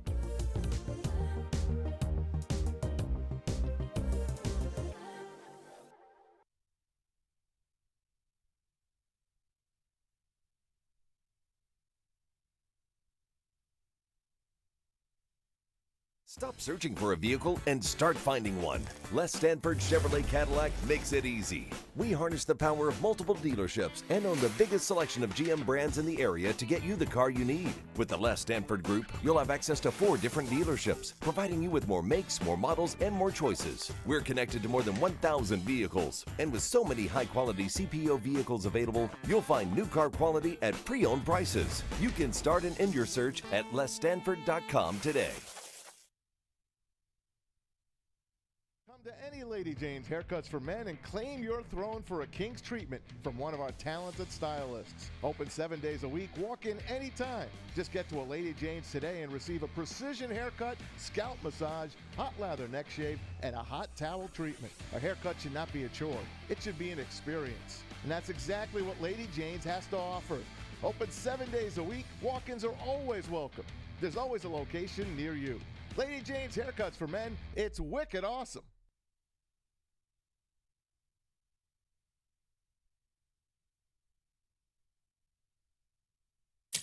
Thank you to all the fans for making Woodward Sports your #1 online destination for Detroit sports. We promise not to drop the ball. It is chilly and it's supposed to get colder tomorrow as well. That means your heating in your home is vital, right? Sharon's Heating and Air Conditioning can help you with that. They've been doing it for over 40 years. They are experts at what they do. And right now, they've got a few customer-friendly options on their website, sharonsheating.com. Go there today, sharonsheating.com, like free instant estimates for equipment replacement, online filter purchasing directly from the website, sharonsheating.com, or call them today, 734-238-3805, and tell them the Braylon Edwards Show sent you. Black Rock Bar and Grill is bringing the sizzle and time to sizzle up. The newest location is opening in December in Sault Ste. Marie, right outside of Kuwait and Casino. Get ready to double down on flavor with the big, bold cuts that you love so much. Steak and lobster, $19.99, still going on. Deal is extended. Also, if you're in an Ann Arbor area today, why don't you come to that location, because myself as well as the heavyweights will be there live, broadcasting the show live from 5 to 7. So come on down, have a good time. We will see you there. Speaking of a good time, Dr. Jeffrey Pierce is with us. We always have a good time with Doc. Hope you had a good Thanksgiving. I did. Like everybody else, a little upsetting. Oh, boy. Come on. Just enjoy the family, will you? You got a beautiful family, a daughter who can golf and hit the hell out of the ball, and you're worried about the Lions, for crying out loud. All right, speaking of the Lions, though, Amon-Ra St. Brown was injured in the first quarter with an ankle injury. Yes. What's your concern with the ankle injury for a guy of that stature and a guy who plays that position? I mean, it's a lot we can get into, right? So, Doc, talk more into the mic. A lot we can get into. How about that? We good? All right. No audio on the mic? No audio on the mic? Okay. Well, I'm going to give him my mic. Here we go. For now. Did I put it on? Yeah. All right, so bottom line, we saw the injury. I was fortunate I was there. Didn't look like a whole lot. You know, people rolled up on him, so that could be anything. Fortunately, we are not hearing anything about a fracture, so we're worried about ligament. Thing is, there's multiple strains. I think if we put the anatomy of the ankle up, you're going to see how much anatomy is in there. You've always asked me, I think you even asked me last week, what's the worst injury that I'm concerned about? It's recovering from an ankle. And then we have this happen. So, you know, like we've talked about, he's a smaller guy. He's got a different game. What kind of game? He's quick. He's cut. He depends on his speed and his skill. He's not overpowering. He's not going to be an overpowering player. So when you talk about ankle sprains or injuries, you know, there's the regular ankle sprain, then we hear about this high ankle sprain. What does that mean? And we talk about the anatomy, you're talking about different anatomy being affected. So when you're looking at it, and we're going to get this picture up soon, basically the ankle is a very mobile joint, right?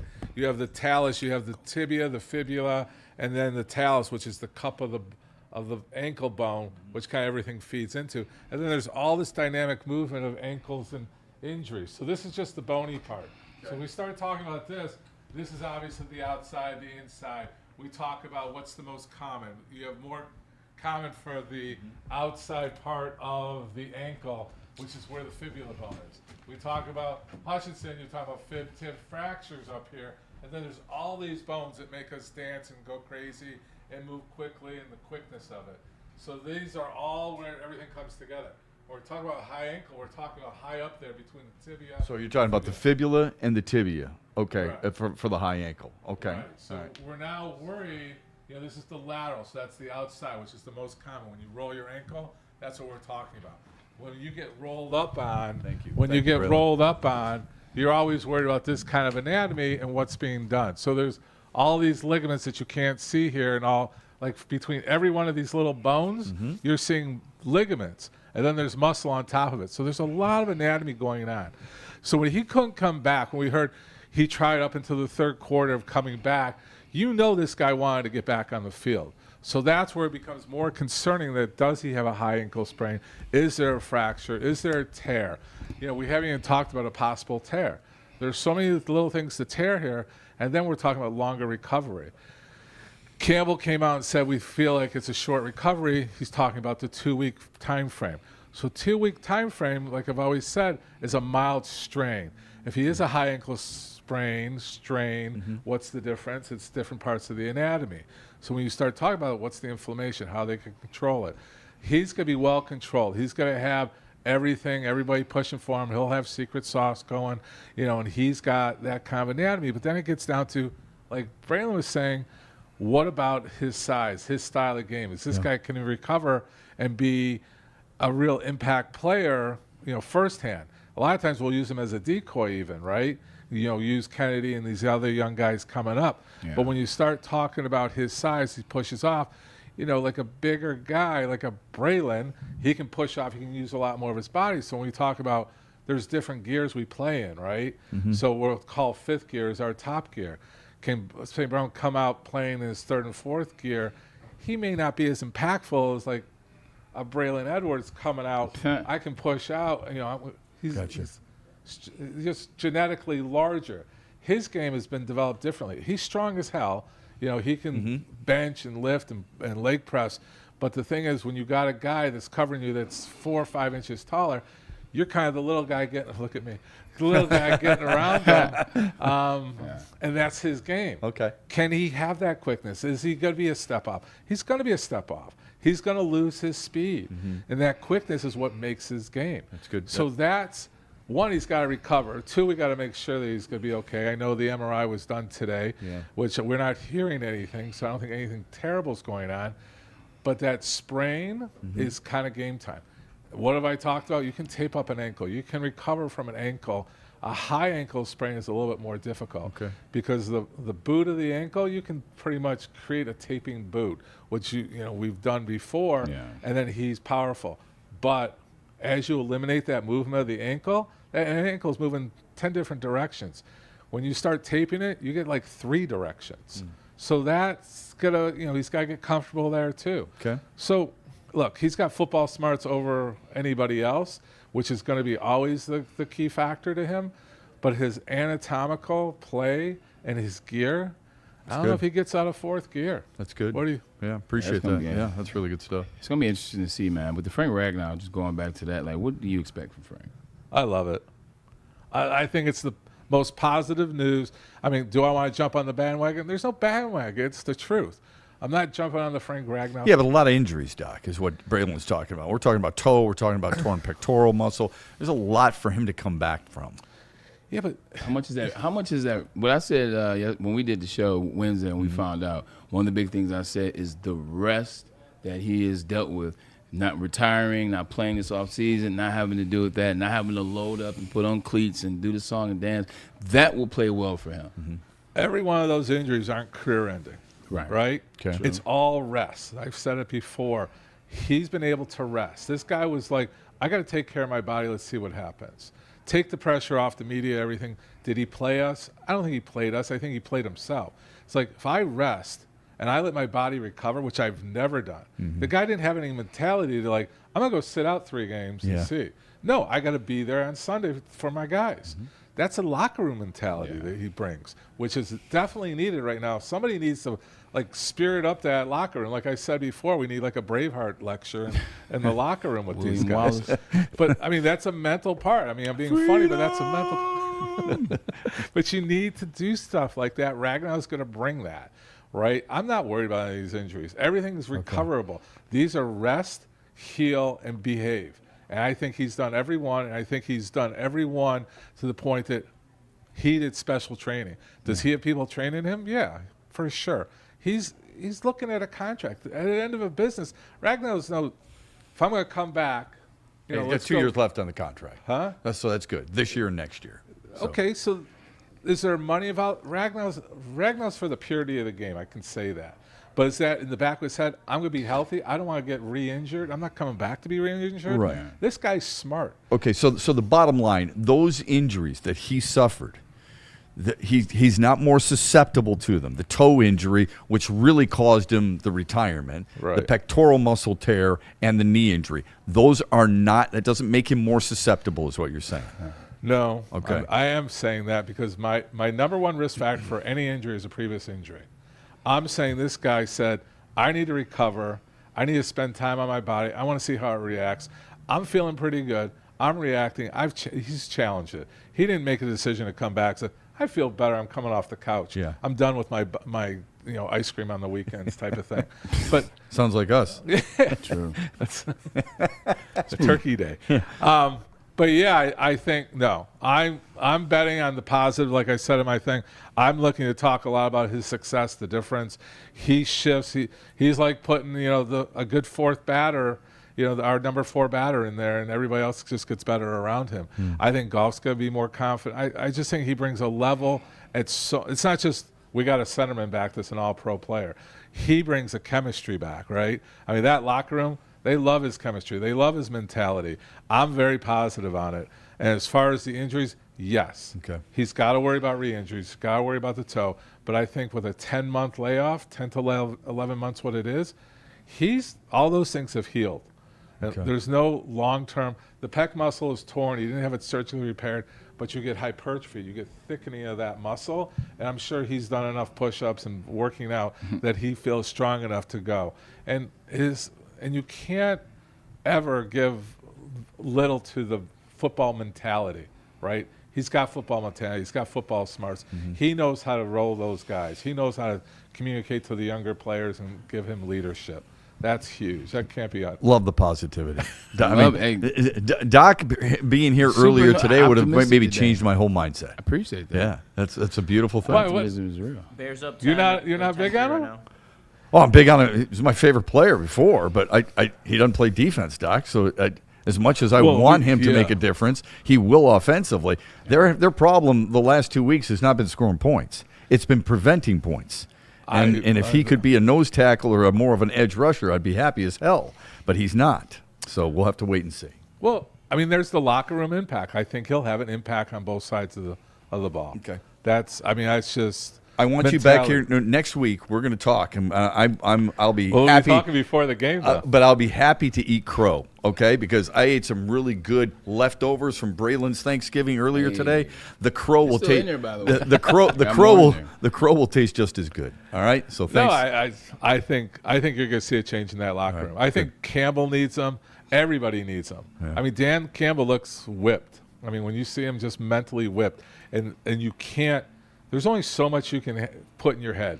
And so many things you can take care of. He's trying to take care of all of it. It's a lot of responsibility. Yeah, he needs help. Well, you always help us. Thanks, Doc. Appreciate it, man. Always good to see you. One of your better segments because you're capable to stand up, walk around, show the ankle. Now that we have this. Oh, man, look out. We're going for dynamic. He's going to be Monty Hall all over again. It's going to be unbelievable. Quick word from Lady Jane's. Okay, we all like it honest. We all like it simple. We all like it to the point, just like Doc, right? Absolutely. Lady Jane's Haircuts for Men is just that for you. Walk in, sign in, and before you know it, you're handsome, you're clean, and you're out the door. Lady Jane's open 10 till 8, 7 days a week. Walk in anytime. It is wicked awesome. 8 a.m. in the morning. Why do we fight? We fight to protect the innocent, to hold the powerful accountable, to bring the oppressors to justice. Why do we fight? We fight to secure and preserve our civil liberties, to get each and every one of our clients the justice they deserve, and to make the lives of real people just like you whole again. ThenFights.com. Big injuries, big news. Twice a week, Dr. Jeff Pierce from Michigan Sports and Spine joins Woodward Sports Network for the Injury Insider Report. Big D Energy Tuesdays at noon. Braylon Edwards Edwards and Shep. Thursdays at 3:30. Get expert analysis and in-depth breakdowns on the latest sports injuries from the man trusted by top athletes in the community, like D-Mac. Whether it's the Lions, Pistons, Tigers, or Red Wings, Dr. Pierce talks us through it all. Don't miss the Injury Insider Report with Dr. Jeff Pierce, your go-to source for understanding the impact of injuries on the games and players we love. Only on Woodward Sports Network. Scan the QR code on the screen or go to MichiganSportsandSpine.com to see if Dr. Jeff Pierce can help you. Looking to upgrade your relaxation game? Check out Massage Chair House in Bloomfield Hills, Michigan. The largest massage chair showroom in the Midwest, with the top brands for massage chairs like Ofinity and Osaki, located near the corner of Woodward and Long Lake Road. Experience luxury comfort with Dr. Eric Duncan, the Wellness Doc, creator of the top YouTube massage chair review channel. Book a visit at www.massagechairhouse.com or scan the QR code. Massage Chair House, your ticket to ultimate recovery and relaxation. I'm out to Wicked Pickle on January 9th through 13th for the Woodward Sports Open, an open tournament where you also can take on the many personalities that we have here at Woodward Sports. Make sure you scan that QR code in the top right corner. There is plenty of options when you come and you can walk in. There's a comfortable lounge area, spacious event room, and of course a full bar if that's your thing. So make sure you check out Wicked Pickle today. Okay, really good show, man. Gus Johnson, want to thank him. Thank the doc for coming in. Excited for the weekend, even though it was a bummer with the Lions game. Excited for you, my friend, to go watch your alma mater, shake hands, kiss babies, talk to a lot of different people. Enjoy and be safe, and we'll be back with you on Monday talking about that game and a whole lot more, okay? I can't wait. It's going for 3 in a row. I went to 21. I went to 23. It's 25. See what we got. You've got the magic dust. There we Let's go. hope it continues.